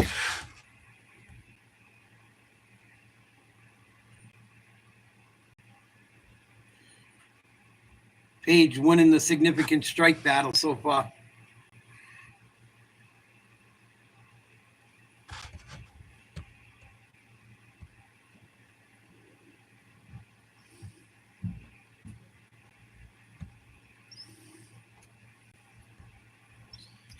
The Magomedov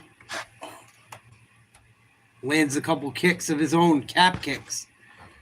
Magomedov.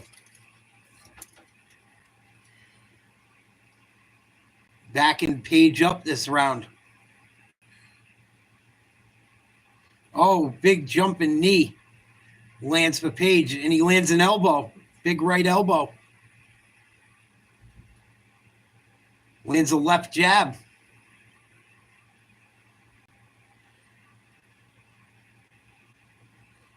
Venom Paige just smiling. Magomedov having trouble figuring him out. 1 minute, 40 seconds to go in the round.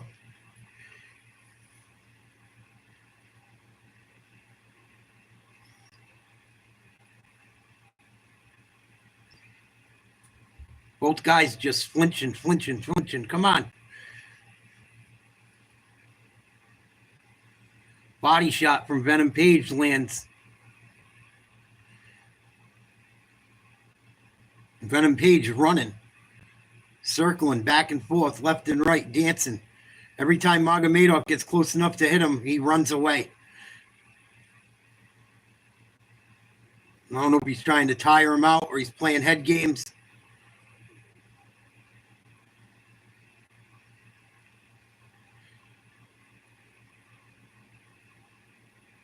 Both guys swing and miss. Spinning back fist misses for Venom Paige. Left jab connects to the body for Michael Paige. They clinch. And Paige pushes him up against the cage. Wow.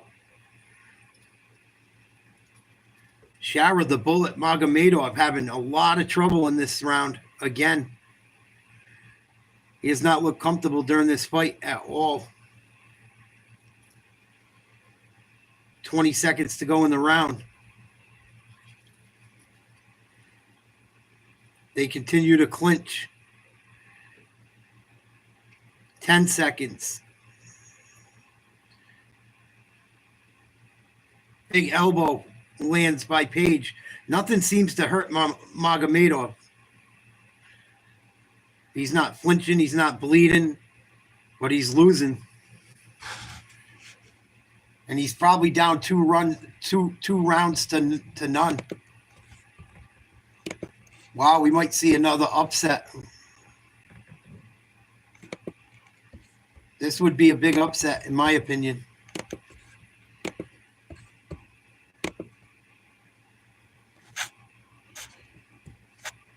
No choice. We have no choice. You have to leave yourself here. This is the third round. It's 1-1. You have to fight.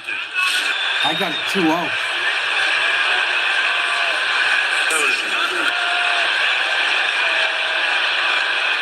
I got it 2-0. Michael Venom Page.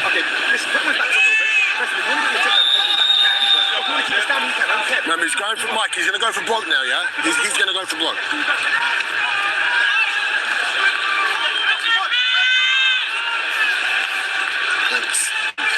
Yes. Here we go. Cody Steele made his mark on the UFC Fight Pass for stand-out performances round. in Fury FC and the Fight Pass Invitational. Now, after a contract winning performance on the Otherwise Contender Series, he's set to make his UFC debut on the very platform that launched him. Don't miss the UFC 312 Fight Pass prelims next Saturday when he takes on Ron Chu. Streams live on UFC Fight Pass. A lot more urgency. Nice cap kick. Nice punch. Magomedov corner.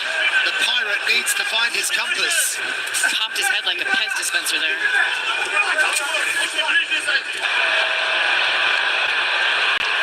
Here we go. Come on. Oh, both guys trading shots.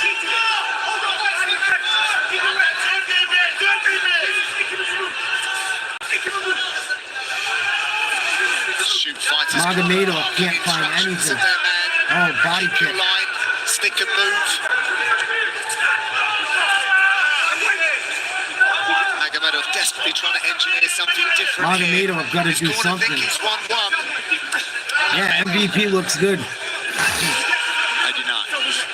4 minutes to go, round 3. This is where the difficult decision comes in. I got MVP up 2 rounds to You have none. to leave it all here, but sometimes that can mean putting yourself in real danger. Oh, big right hand. The right hand there. I mean, every MVP. time he tries to close distance and create a little bit of chaos to get his strikes going, he eats something. Right hand, a jab.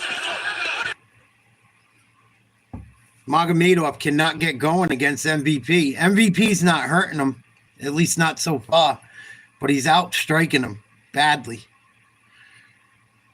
And here we go out of the clinch. Nothing going on again.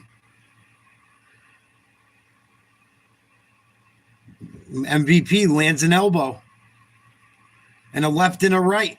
Magomedov cannot get close. Every time he does, MVP runs or pushes him off.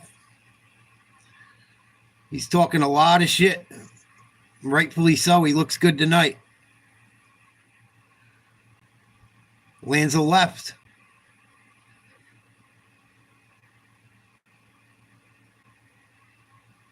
I don't know why Magomedov hasn't tried to take him down.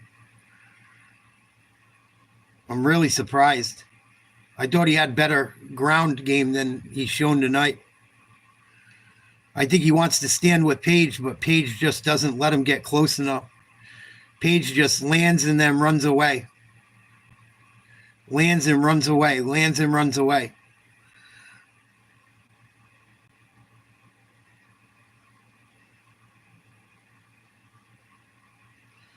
In the clinch up against the fence, 2 minutes, 15 seconds to go.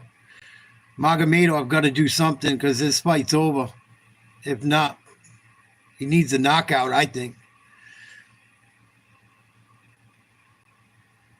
Or he needs to beat him up really bad in the next 2 minutes, make him bleed.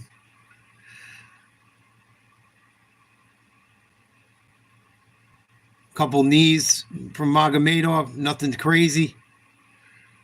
Another knee, and they're off the fence, back to the middle. Venom Paige dancing around. Magomedov continues to go forward. Paige on his back foot, tries to shoot for a takedown or a clinch. Lands an elbow.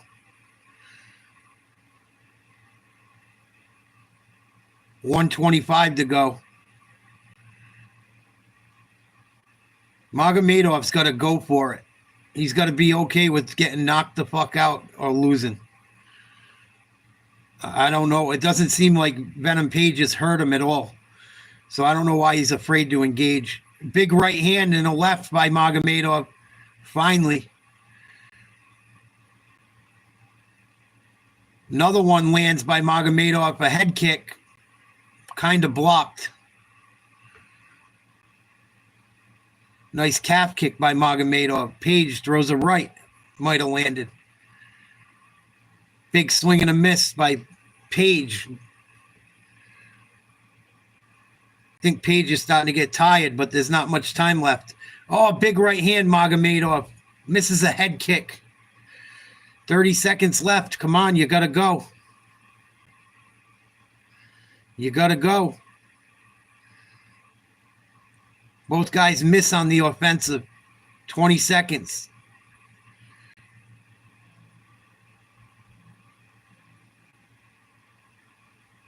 Michael Venom Page lands a couple kicks from the ground after missing a roundhouse. Now he's got him in a triangle. It's not going to work. It's not going to matter. But that's the end of the fight. I got Michael Venom Page winning. Even though it was kind of corny, he did his job. He did his job. It's what happens when you're afraid to fucking engage. I thought that would be a much better fight than it was. I hope they don't rob him, though. He definitely won. I hope they don't rob MVP. Yeah, I always worry about it when it's in Saudi Arabia, and I worry about Muslim countries because I've seen people get screwed in boxing over there so many times. So many times we've seen boxers and UFC fighters get screwed. And it's usually a Muslim fighter that wins. Most of the time. Or, you know, the one the crowd supported, if it's not a Muslim. I thought they were going to screw the other kid earlier, Juice Man, too. The kid that fought Nuramagomedov. The Brazilian kid. I thought they were going to screw him. I'm glad they didn't.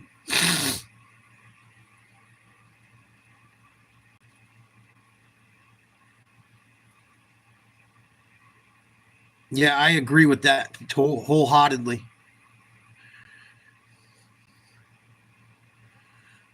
I felt that way about the last Tyson Fury fight a bit. Even if Tyson Fury didn't win, he didn't lose the way they said he did. And the Bibble fight was worse than that. I thought Bibble won that fight. Oh, they didn't screw him. MVP with the win.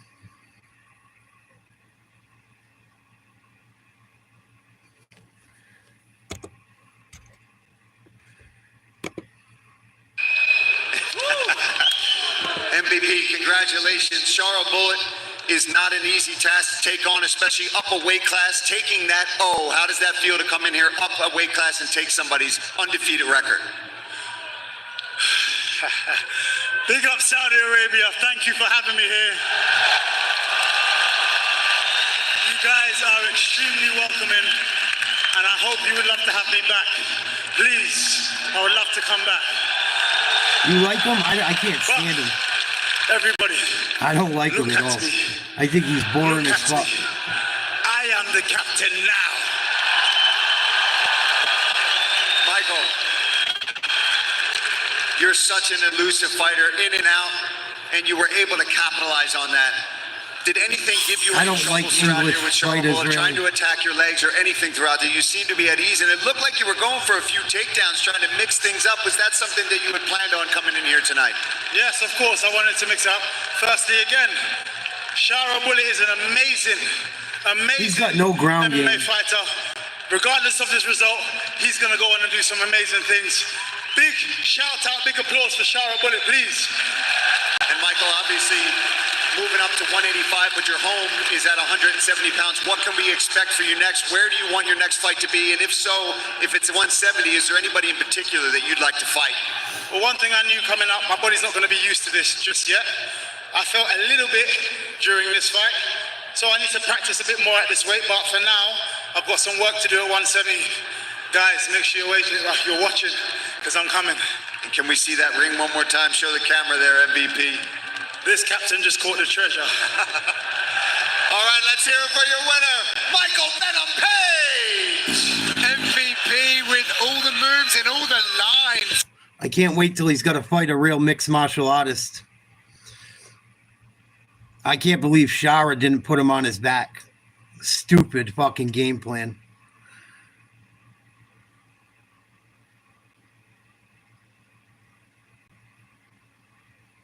The minute he goes up against someone that can wrestle, he's all done.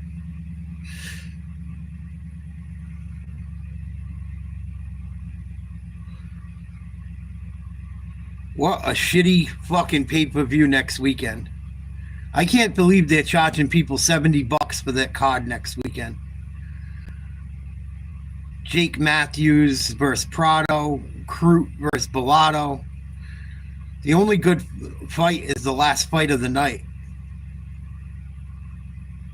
Here we go. Let's see what's up with Izzy. See if he's got his head on straight yet. I think Adesanya is going to look great, or he's going to look like he's going to retire. His head has not been on straight for a while. Nasruddin Imavov, 15-4, one no contest. Tied for 5th highest takedown defense among active UFC middleweights. I don't think he's going to have to worry about takedowns with Adesanya. Adesanya, another one. No fucking defense. No ground game. I don't like guys that have no ground game. I just don't like it.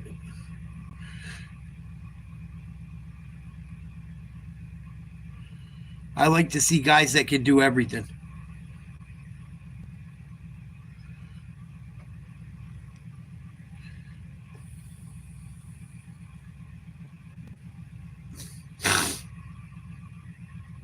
I'm surprised. Michael Venom Page, man. I don't know why they don't go after him and put him on his back.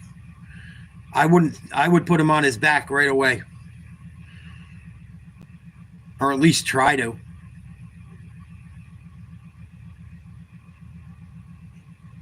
He's fucking like 6'4". 170 pounds. What are you going to do? He's going to fucking play Karate Kid the whole fight. He's going to try and hit you with something that ain't going to knock you out. And then he's going to run away. It's so annoying to watch.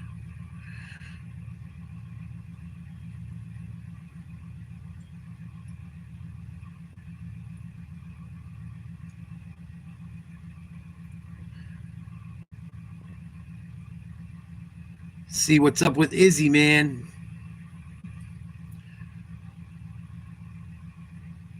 See if he's still got any drive left. I think Izzy doesn't win this fight, man. It's the end of the road coming. This is a big fight for him.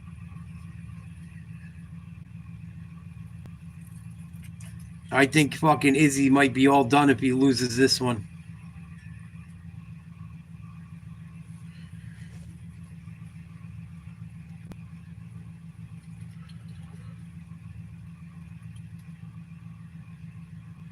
He was doing good against Duplessis, too, until he got taken down.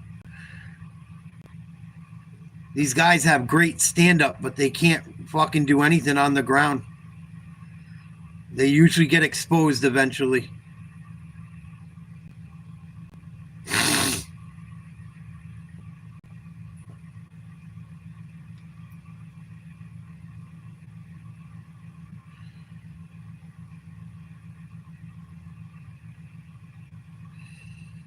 Imavov looks shredded too. He looks like he's in great shape.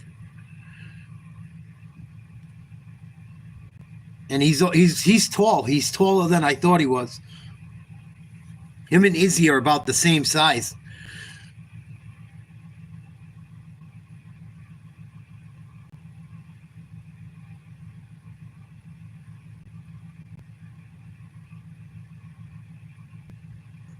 And Imavov has fought some decent fighters.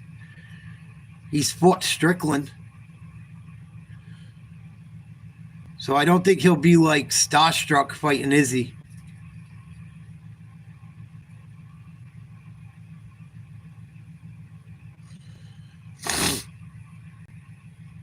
If he beats Adesanya, he probably gets a title shot. Unless Strickland wins the belt back.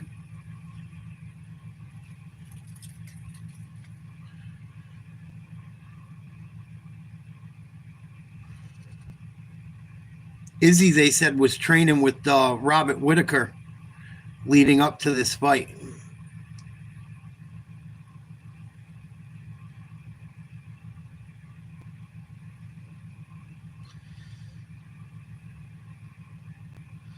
I think Imavov beat the shit out of fucking what's his name, his last fight. The veteran there, the big black dude.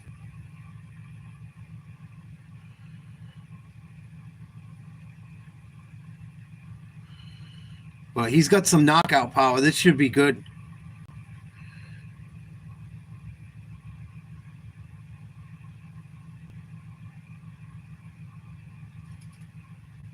There we go.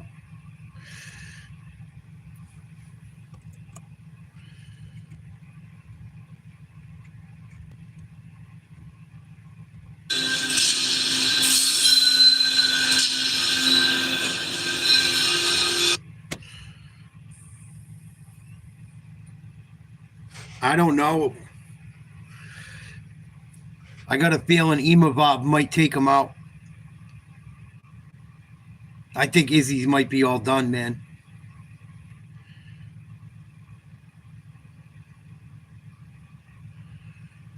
If I was betting money, I would put money on Imavov, even though he's the underdog.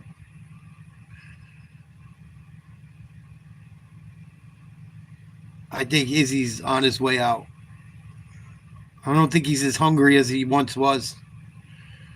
And I think he's been exposed recently.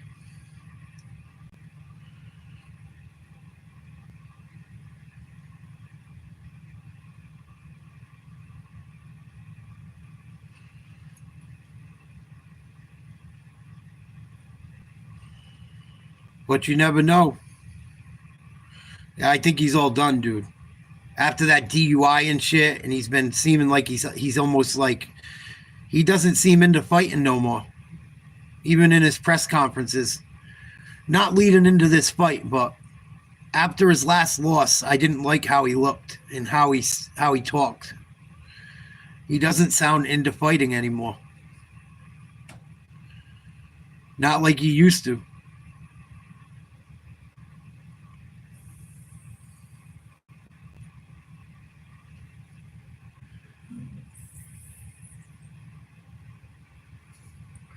I mean, he might hang around and make more money and shit, but how many more times is he going to fight for the belt?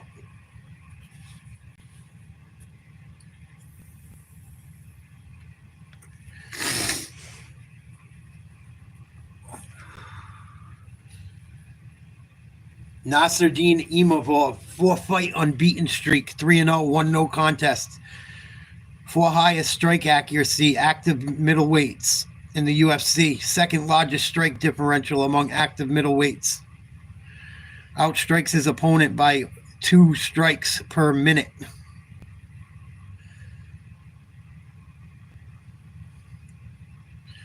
Yeah, I think Izzy might be all done. We'll see tonight. We'll see right now.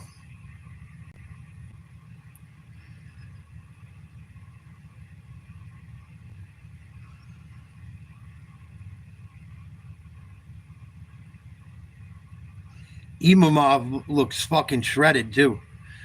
He looks big, strong, shredded. He came in very good shape. See if Izzy still has it in his anything left in the gas tank. He's been doing it for a long time at a high level. I just wonder if he still has the same passion for it.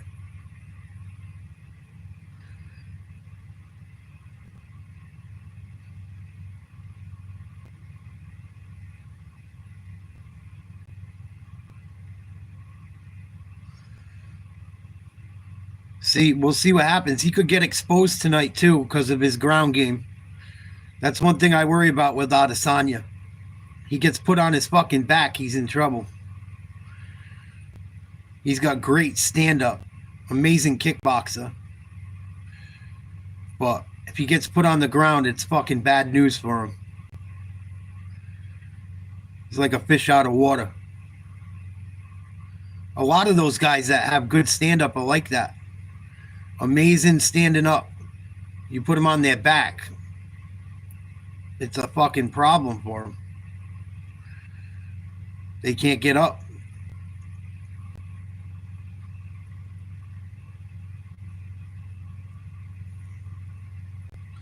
Wow, he looks pretty focused. He's not even paying attention to the crowd, nothing. He's not showboating. Israel Adesanya has been humbled quite a bit. Maybe he is back in, got his head back on straight.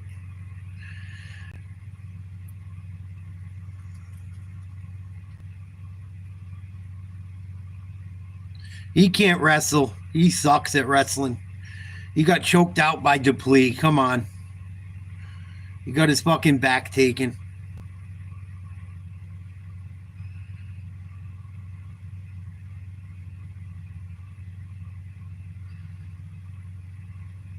Against the top guys that can wrestle, he can't hang. You see it with all these strikers. All these amazing strikers, none of them can fucking wrestle. Very few. Very few.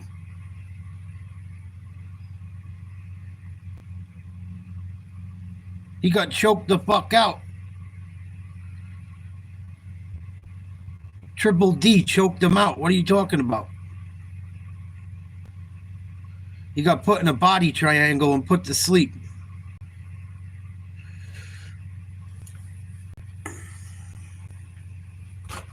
Everyone else he ever fought was a fucking stand-up fighter. That whole division's full of stand-up fighters. Just about.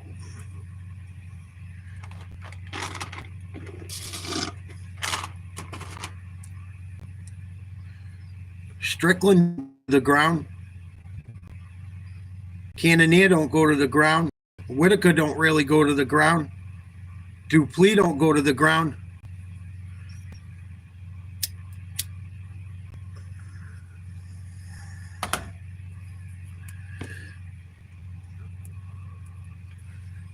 Israel Adesanya, 35, 6'4", 185, 80-inch reach. Nasruddin Imavov, 28, 6'3", 185, 75-inch reach. He's a plus 130 underdog. This is a close fight. This isn't a guarantee for Izzy. Gentlemen, this is the moment we've all been waiting for. The main event of the evening. 5 rounds scheduled this in the UFC middleweight division. It is sanctioned by the Saudi MMA Federation. The 3 judges scoring at octagon side: Ben Cartledge, Sal D'Amato, and David Leatherby. And inside the octagon, your referee in charge of the action, Mark Goddard. And now, ladies and gentlemen, the judges are ready, the fighters are ready, the world is ready. Saudi, make some noise if you...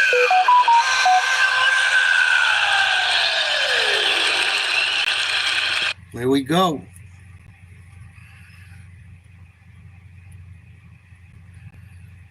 Nasruddin Imavov, 15-4, won no contest from Paris, France. His opponents he's faced in the UFC overall record is 57-24.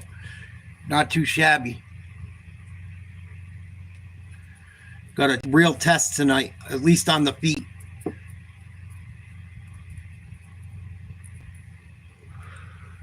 See if Izzy wants to still fight or he wants to be a fucking party animal. Adesanya, 24-4 out of Auckland, New Zealand. Never been an underdog in his 18 UFC fights. He's the favorite tonight. I think he's going to get tested. I don't know if he still got it. I don't know if he still wants it. He looks laser focused, I'll tell you that.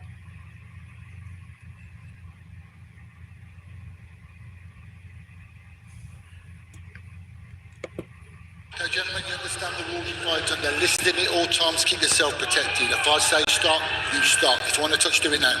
God bless. Here we go, folks. The number 5, Nasruddin Imavov, fighting the number 2, Israel Adesanya. But this is bigger than rankings. This is the biggest fight of his life.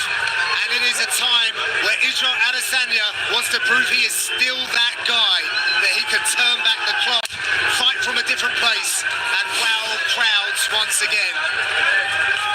Scheduled for maximum 5 5-minute rounds. Oh, kicks coming right away. Straight to work. Adesanya, 2 kicks. Neither of them landed. Both of them blocked. But he looks aggressive early. Leg kick, calf kick by Imavov finds its home. Standing in the middle of the octagon. Calf kick by Adesanya. Imavov kind of got that Strickland type of stance. Bringing that knee up. A nice leg kick, Adesanya, calf kick.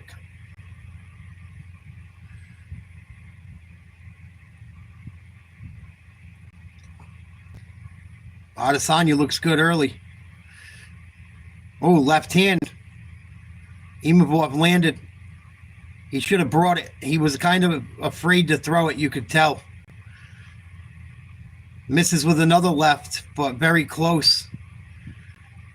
Got to be careful, though, because Israel could be setting a trap. Very good stand-up. Here we go. Takedown attempt. Imavov. Izzy gets the underhooks in. Almost take him down. Oh, he took him down but lost control. And Izzy wants to sprawl now. Back to the feet. Good defense by Adesanya there. Imavov should have finished that. I think the cage might have helped Israel a little bit. Regardless, he got back up. Couple calf kicks by Adesanya.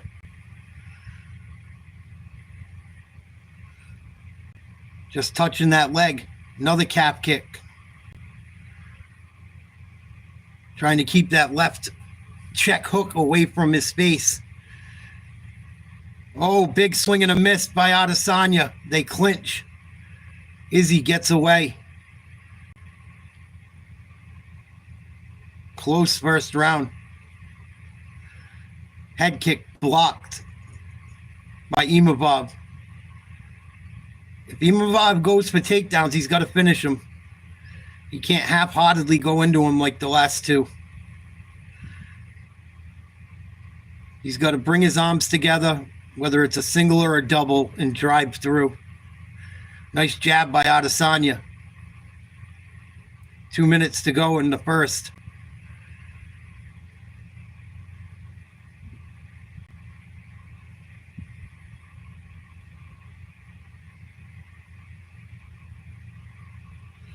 Left and a right, thrown by Imavov on the left. He can't find home. Israel counters him. Imavov just a little too slow so far.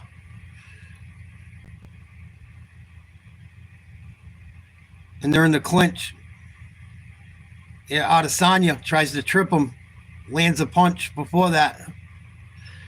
Knee to the body by Imavov. Left jab, Imavov. Another one.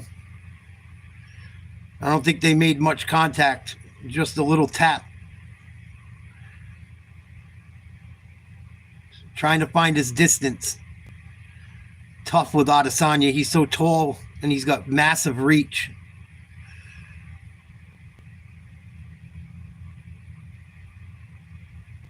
Oh, big uppercut lands for Imavov. Big right uppercut. And they trade. Both of them land 1-2s. Izzy pushes forward. That woke him up. And he shoots a takedown. Nice job by Adesanya. He sprawls and gets pushed against the cage. Come on, you got to connect those hands if you're going to try for a takedown. He's got his hands together. He got too high. Got too high. Basic wrestling these guys don't fucking do. Trying to go low again. Can't get in there. Out of the clinch. Back to the middle of the ring. 28 seconds to go in round one. Adesanya trying to push forward. Throwing the left jab. Backing Imavov off. Nothing landing. Head kick. Partially blocked by Imavov. Pretty good first round. Kick by Adesanya blocked. 3 seconds, 2, 1. End of the round. Good round for both fighters. Big uppercut though. Oof. Popped his head back big time. Then they exchanged and both guys kind of partially landed a shot each. Might have saved Adesanya right there. He answered with a big hook. Might have saved him. Active with your legs. C'est juste que tu l'attends.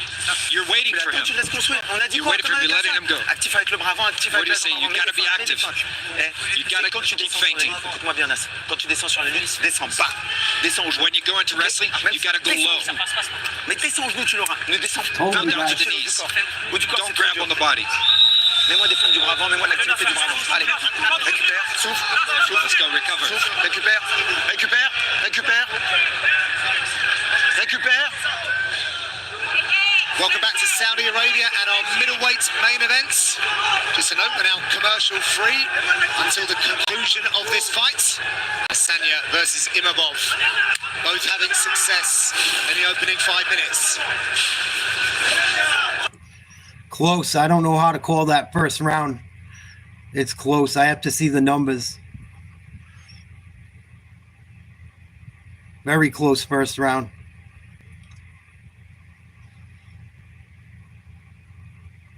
I don't know why they called timeout, but here we go. Back to the fighting.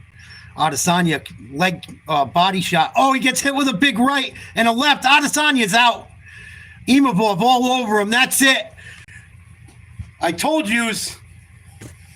I told yous. No one listens to me.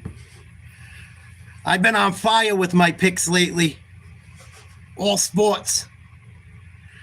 Imavov got dynamite, guys. And Izzy ain't the same guy no more. I fucking told yous. What a moment in the career of Nasruddin Imavov. Let's take a look at this again. Unbelievable. Nasruddin Imavov. Imavov's good, guys. I watch a lot of fights. I don't watch them all, Nice but I watch a moment lot. between these two. Let's take a He's look got at power. Imavov's work. Let's see what it was here again. Starts with this jab and just Big a right nice, hook. beautiful overhand right. Clean on the button. Sits Izzy down. Look at this. Gets the hands down low. Izzy catches never him, used to get hit with dropping those that lead shots. guard, and then big uppercut along the fence. Only by And Pereira. just starts going in for the kill here. Big right hand. On the money. He had to worry from about the Imavov, takedowns. and then that left uppercut. And then the first round, Imavov was throwing left hooks. This round, he comes out with the right. Good game plan. He didn't seem happy about it, but I think when he watches that one back, He and I was saw the knocked the eyes of fuck Eugene out. Behrman when he was like, I don't, you know, what, didn't like that stoppage, and his coach gave him a look like, The speed and the power of Imavov is something else. I mean, that was Good. unbelievable. Very similar to what he did to Jared Cannonier. That's who he what fought. a way He to did the have same your, thing to I mean, Cannonier. he's had some breakout performances, but that's This is the the biggest one. breakout performance of his career. He's going to retire. And Israel Adesanya acknowledging the crowd here in Saudi Arabia. I told you He's he's been done. great with the fans all week, but it's time to give Imavov his moments. Here's Joe. Ladies and gentlemen, comes officially 30 seconds. Round number 2. Your winner by way of knockout, Nasruddin, the Sniper. I should have bet it. Imavov. Nasruddin Imavov. Congratulations, my man. Unbelievable performance, unbelievable knockout to come in here on the win streak that you're on and take out a former champion like Adesanya. How are you feeling after that performance? Incroyable performance. Comment tu te sens? Ça va super bien. Comme vous avez vu, j'étais au top. J'ai battu un adversaire aussi solide, une légende de ce sport. Merci à lui d'avoir accepté le combat. Merci infiniment, merci à tous.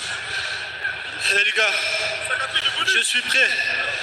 Je suis prêt. Les gars, pas besoin de dire le bonus. Je pense qu'on le mérite, non? Ouais, je pense qu'on mérite le bonus. Mais sinon, voilà.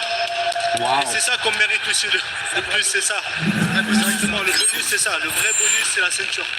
I feel so good. I said it all week long that I was in a perfect shape. I proved it tonight. I proved I was the better striker. And now the real bonus for me is going to be to fight for the belt. I didn't need a translator to know what that meant, Nasruddin. And listen, all week you seem to know that you seem to have a secret. Everyone asks, how are you going to handle this moment? This is the biggest moment of your career, and you came in here with a confidence and just an assuredness about yourself that you knew you were going to win. What brought on that confidence coming in here tonight? On dirait que tu as un secret. Tu vois, tu es dans le plus gros combat de ta vie et tu es là, tu es serein. Toute la semaine, tu as été serein. Et aujourd'hui, tu es arrivé, tu étais plein de confiance et tu as prouvé encore une fois que tu deviens cette confiance. Tu deviens cette confiance. Mais déjà, je vous ai promis une surprise. La surprise, elle est là. Et je suis né pour ça. Je suis né pour ça. Ça fait des... J'ai déjà eu des échecs dans ma vie, mais j'ai toujours pu rebondir grâce à mon éducation, grâce à ma famille solide, grâce à ma team qui m'entoure. Les gars, entourez-vous des gens de confiance sur qui vous pouvez compter. Et ça, le secret pour le montage. First of all, I promise you something tonight. And I promise you a special surprise. That was the surprise. And second, regarding the confidence, my confidence is coming from my family, my brother, my team. And if you want one secret, just surround yourself by people that love you, that you love, and you're gonna grow up this way. Ça fait déjà plus de 10 ans qu'on partage le même rêve avec mon frère Dagir, qui est aussi un combattant, un excellent combattant. Et mon succès est le sien. Et je voudrais dédier cette victoire-là à Dagir. Bravo Dagir! Merci infiniment pour le soutien. Gallo, Younes, Ibrahim, mon frérot, Samy, ils sont tous là. Toute la famille, elle est là. Désolé pour ceux que j'oublie. Mais c'est ça le vrai secret, d'être bien ici. Quand vous êtes bien ici, vous êtes serein. Let's go, on est prêt pour y aller chercher la ceinture. Et Ahmed, salam alaikum. We've been sharing the same goal for 10 years. So I want to dedicate this victory to my brother, Dagir, because he always been along me all the way. And Pretty all much, the guys that are here to support me. And Ahmed, salam alaikum. And Nasruddin, obviously next week, the belt is on the line that you're seeking. What is your message to the two men involved in that? And what is your call out? And why should you be next for that belt? I just knocked out Adesanya. That's why. Can you repeat the question, please? Just saying that the belt is on the line next week. What is his message to them? And what is his statement on why he should be the next one in line for that belt? Pourquoi c'est toi qui devras combattre pour la ceinture, le prochain à combattre pour la ceinture? Je vous pose la question. 4 top 10, 2 top 5, 2 top 10. I knew after that DUI he was done. 2 finish.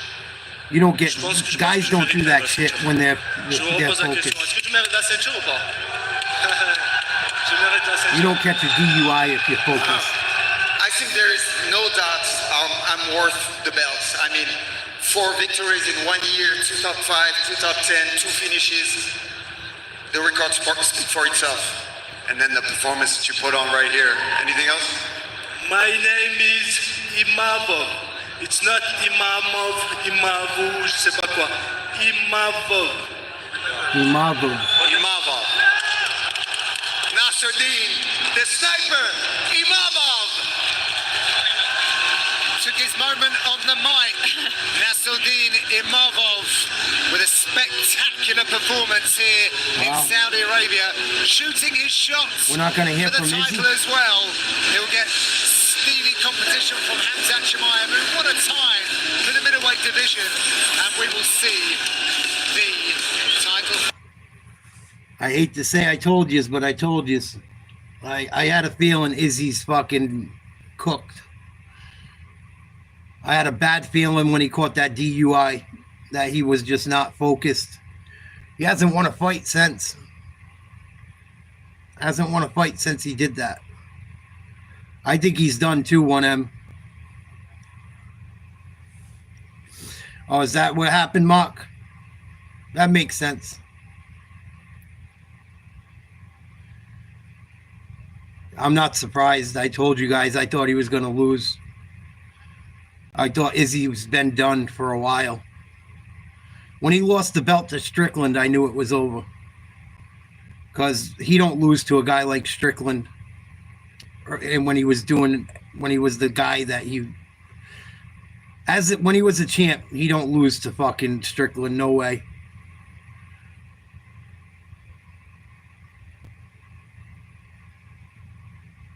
And then he got the DUI, and I'm not trying to bash the guy. People make mistakes. But it just showed he's not focused. And even when they interview him and shit, he's not. You can just see the difference. You can see the difference. That whole camp is kind of going like that right now. Look at Volkanovski. Same fucking thing. He didn't get in trouble, but them guys made a ton of money. They got tons of money. They've done everything they could really wanted to in their careers, pretty much. You know? How long are they going to keep doing it? Yeah. But you got to pay the guys in the same respect. But I can get why he doesn't. And it happens all the time. Look at Conor McGregor. Right, True Soldier?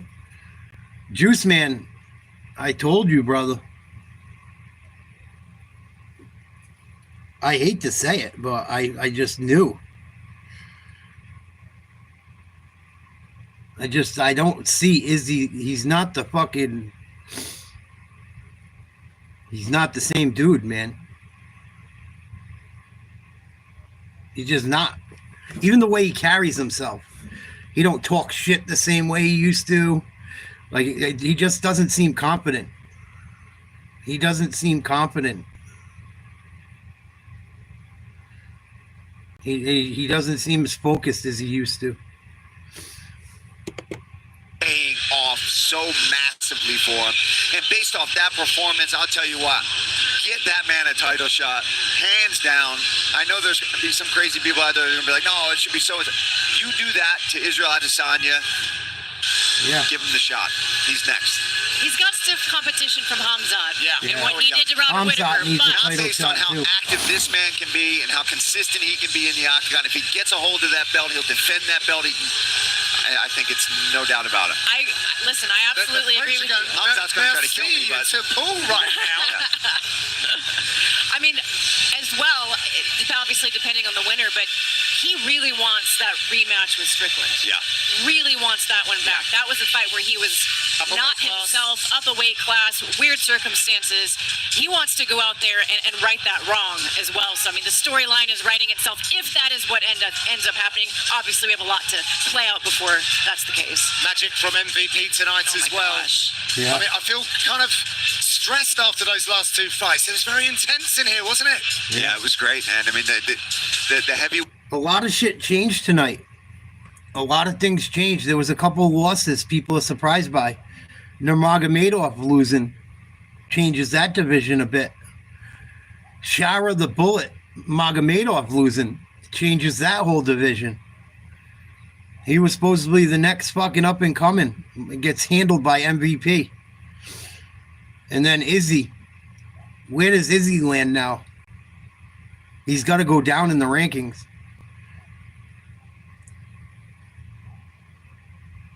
And it kind of sucks for Adesanya because he had nothing to like gain. Adesanya had nothing to gain taking this fight. But he's got to fight for his ranking.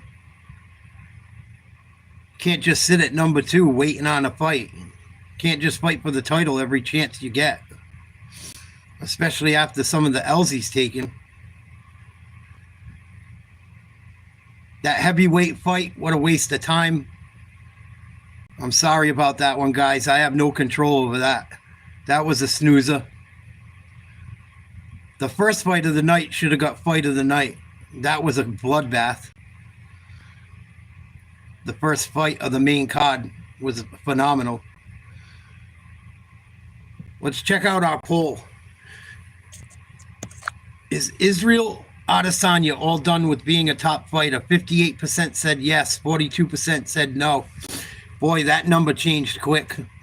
I think a lot of people voted after. Because when I checked throughout the night, or throughout the day, a lot of people said Adesanya still had gas in the tank. It was like 60-30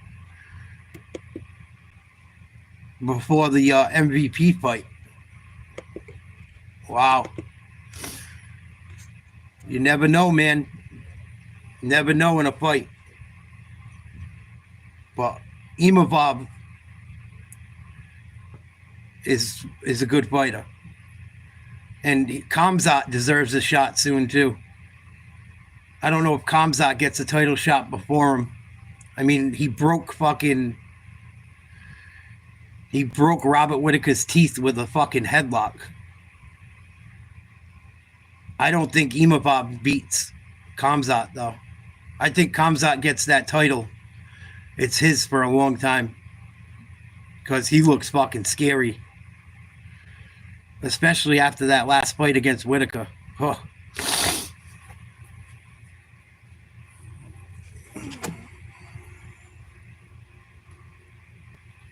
Oh, that's a good bet, Mark.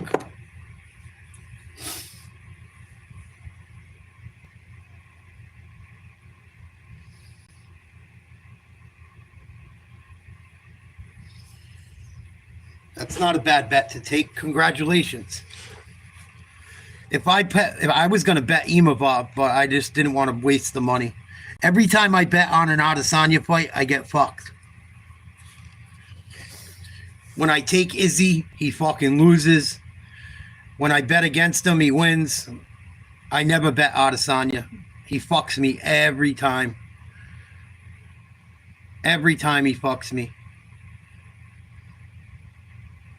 I bet an Adesanya as a favorite and fucking lost when he should have never lost. The fight against Strickland, I bet fucking Adesanya.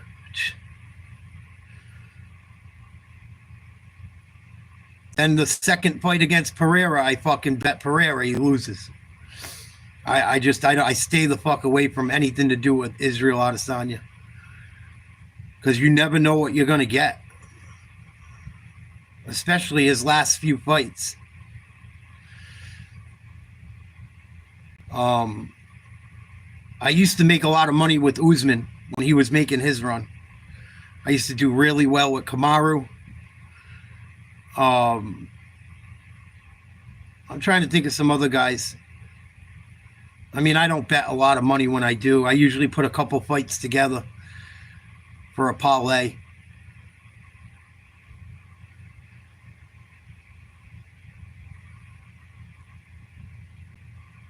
I do well with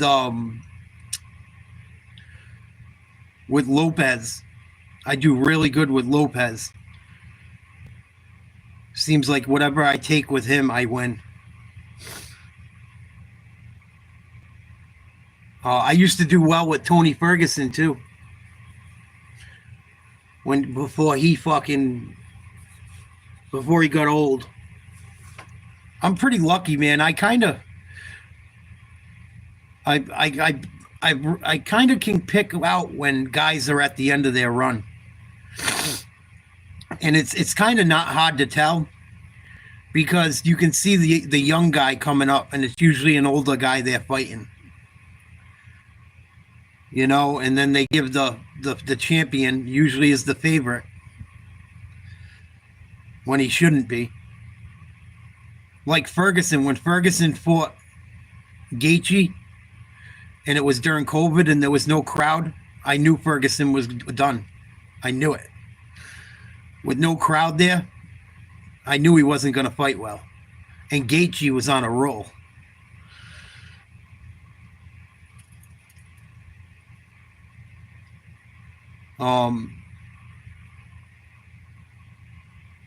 Yeah, he's done, dude. He's fucking done. He's made a ton of money. I'm sure he's got all kinds of amazingly hot women. I'm sure he likes to go out and enjoy his money and be the man. Who wouldn't? I would be doing the same fucking thing, I'm sure. But that's what makes some of the greats so great. They stay focused even when they have it all.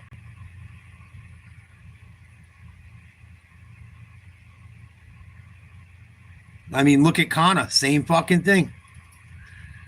Gets all that money fighting Floyd. Never the same guy. Izzy's lucky he didn't get knocked out in the first round with that uppercut and that exchange up against the cage. But Imavov's got power. I watched him fucking starch people. He hit Cannonier with almost the same punch. Same fucking result. And him and Izzy are kind of built the same. Cannonier might be a little bit beefier, but they're both tall, long, can strike. So I knew Imavov had the ability to get to him. Imavov isn't short. He's almost as tall as Israel. Israel had a little bit of reach. He got fucking starched. He didn't even see that one coming.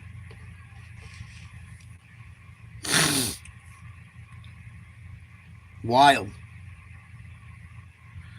How you been, 1M? Good to see you, buddy. Hope you're well, dude. You guys into boxing? I know 1M is a bit. Mock probably is a bit. Yeah, we're going to be doing that. That's what I was going to say. If I can get the fight, we're going to cover that one tonight. I'm praying I can weasel a way to find it. I want to watch Pitbull Cruz, too. Pitbull Cruz is one of my favorite fighters. He's the third. He's on the undercard like a fight or two before Benavidez Morel. So if I can get the fight,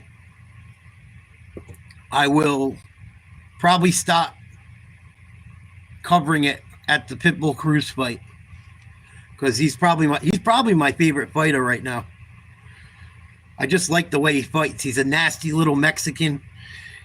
Not a big guy, but he's a fucking maniac. I love him. I love him. He's just a little tiny fucking dude. He comes in there like this and he just fucking dumps punches on people. Well, you check out Isaac Cruz, Juice Man. I think you'll like him. He almost beat Tank Davis. He gave Tank Davis a real run for his money. I think Tank Davis broke his hand in that fight, or allegedly. But Isaac Cruz gave him a real run. I hope he knocks that little fuck out he's fighting today, too. The kid he's fighting's got balls. I watched the few press conferences. The kid he's fighting has balls. And he's a Mexican, too.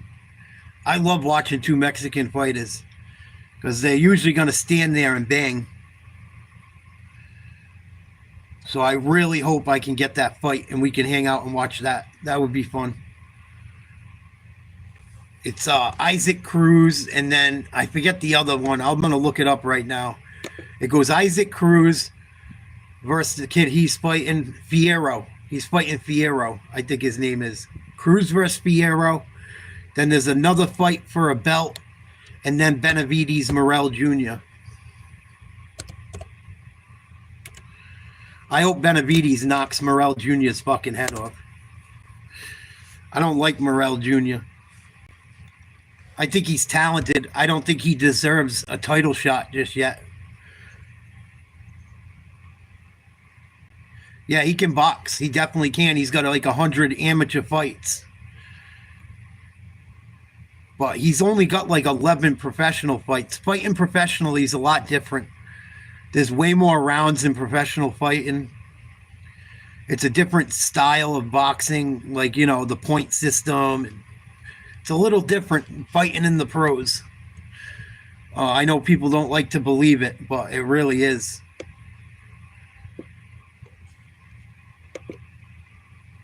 I don't think I'm going to cover the whole card, but let's see here. Few fights capped up and above and above.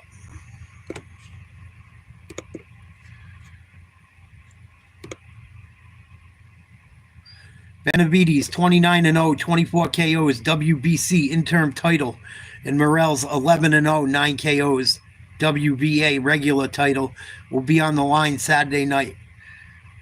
The winner will be in line to fight the winner of Artur Beterbiev and Dmitry Bivol, which will be for all 4 major belts on February 22nd in Saudi Arabia. And if Bivol wins, you might have a third fight between them guys, I would imagine. So there's no guarantees that that fight happens right away just because one of these guys win.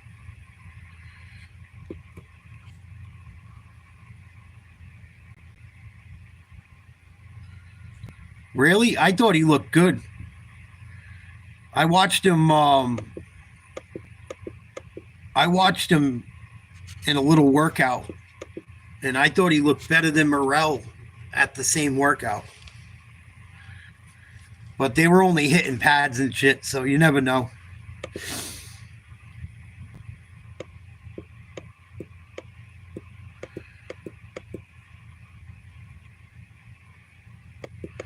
So I guess it starts at 8 o'clock, but that's not the main fight. The prelims are probably starting shortly. Well, actually, it's in Vegas, so I take that back. I'm on a different time. So I'll probably start watching it around Isaac Cruz, Angel Fierro. Then you got Brandon Figueroa versus Stephen Fulton Jr. It's a title belt, featherweight title belt for Figueroa's WBC belt. I don't know too much about that fight. Figueroa is 25-1-1, 19 KOs. Fulton Jr. is 22-1, 8 KOs. The fight before that, Isaac Cruz, 26-3-1, 18 KOs. Versus Angel Fierro, 23-2-2, with 18 knockouts of his own.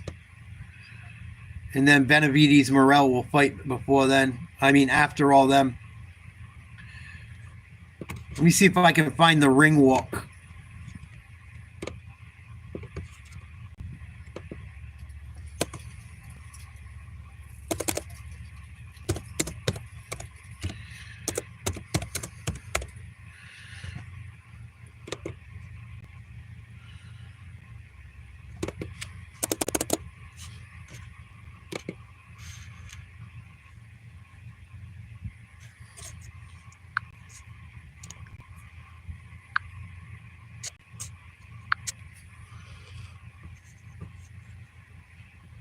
The main card starts at 8 p.m. on February 1st. Prelims at 6 Eastern Standard Time. That's Eastern Standard.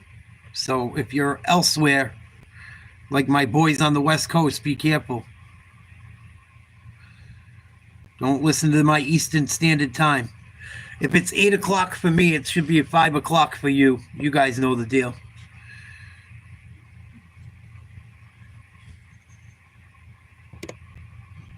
But I'll probably start covering it around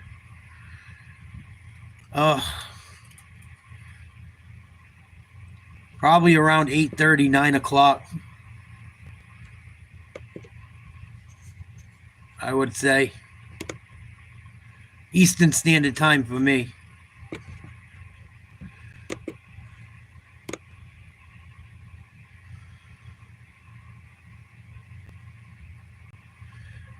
They say Morrell and Benavides should start walking to the ring around 11 p.m. Eastern time.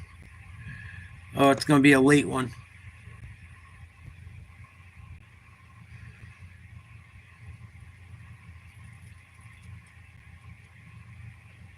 Fucking Israel Adesanya gets starched.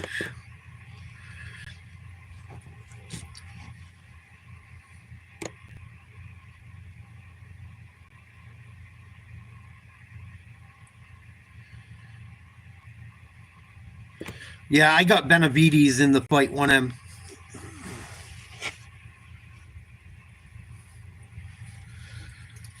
I got Benavides in the fight. But everyone keeps saying it's a 50-50 fight. And both of these guys just went up in weight, so they, you know, both of these guys used to fight at 168. So they were fighting smaller guys. So both of them, when they came up in weight, haven't had as much success as they did at 168. So we'll see how they can carry the power at 175 and see who can do more damage. But I'm going to be rooting for Benavides. I don't really like Morrell. I don't think Morrell deserves a title shot yet. He's only got 11 pro fights. But he's talented. He holds one of the belts for whatever that's worth. So we're just going to have to sit back and see. I don't think Morrell's afraid of him, though. I'll say that. I think Morrell might be in his head a little bit. And I wouldn't be surprised if Morrell won. I wouldn't be surprised if either guy won.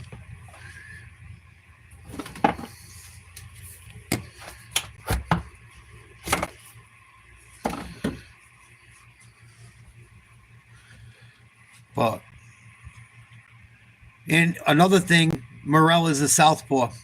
Something to watch for. He is a lefty. But Benavides is very good. Very good.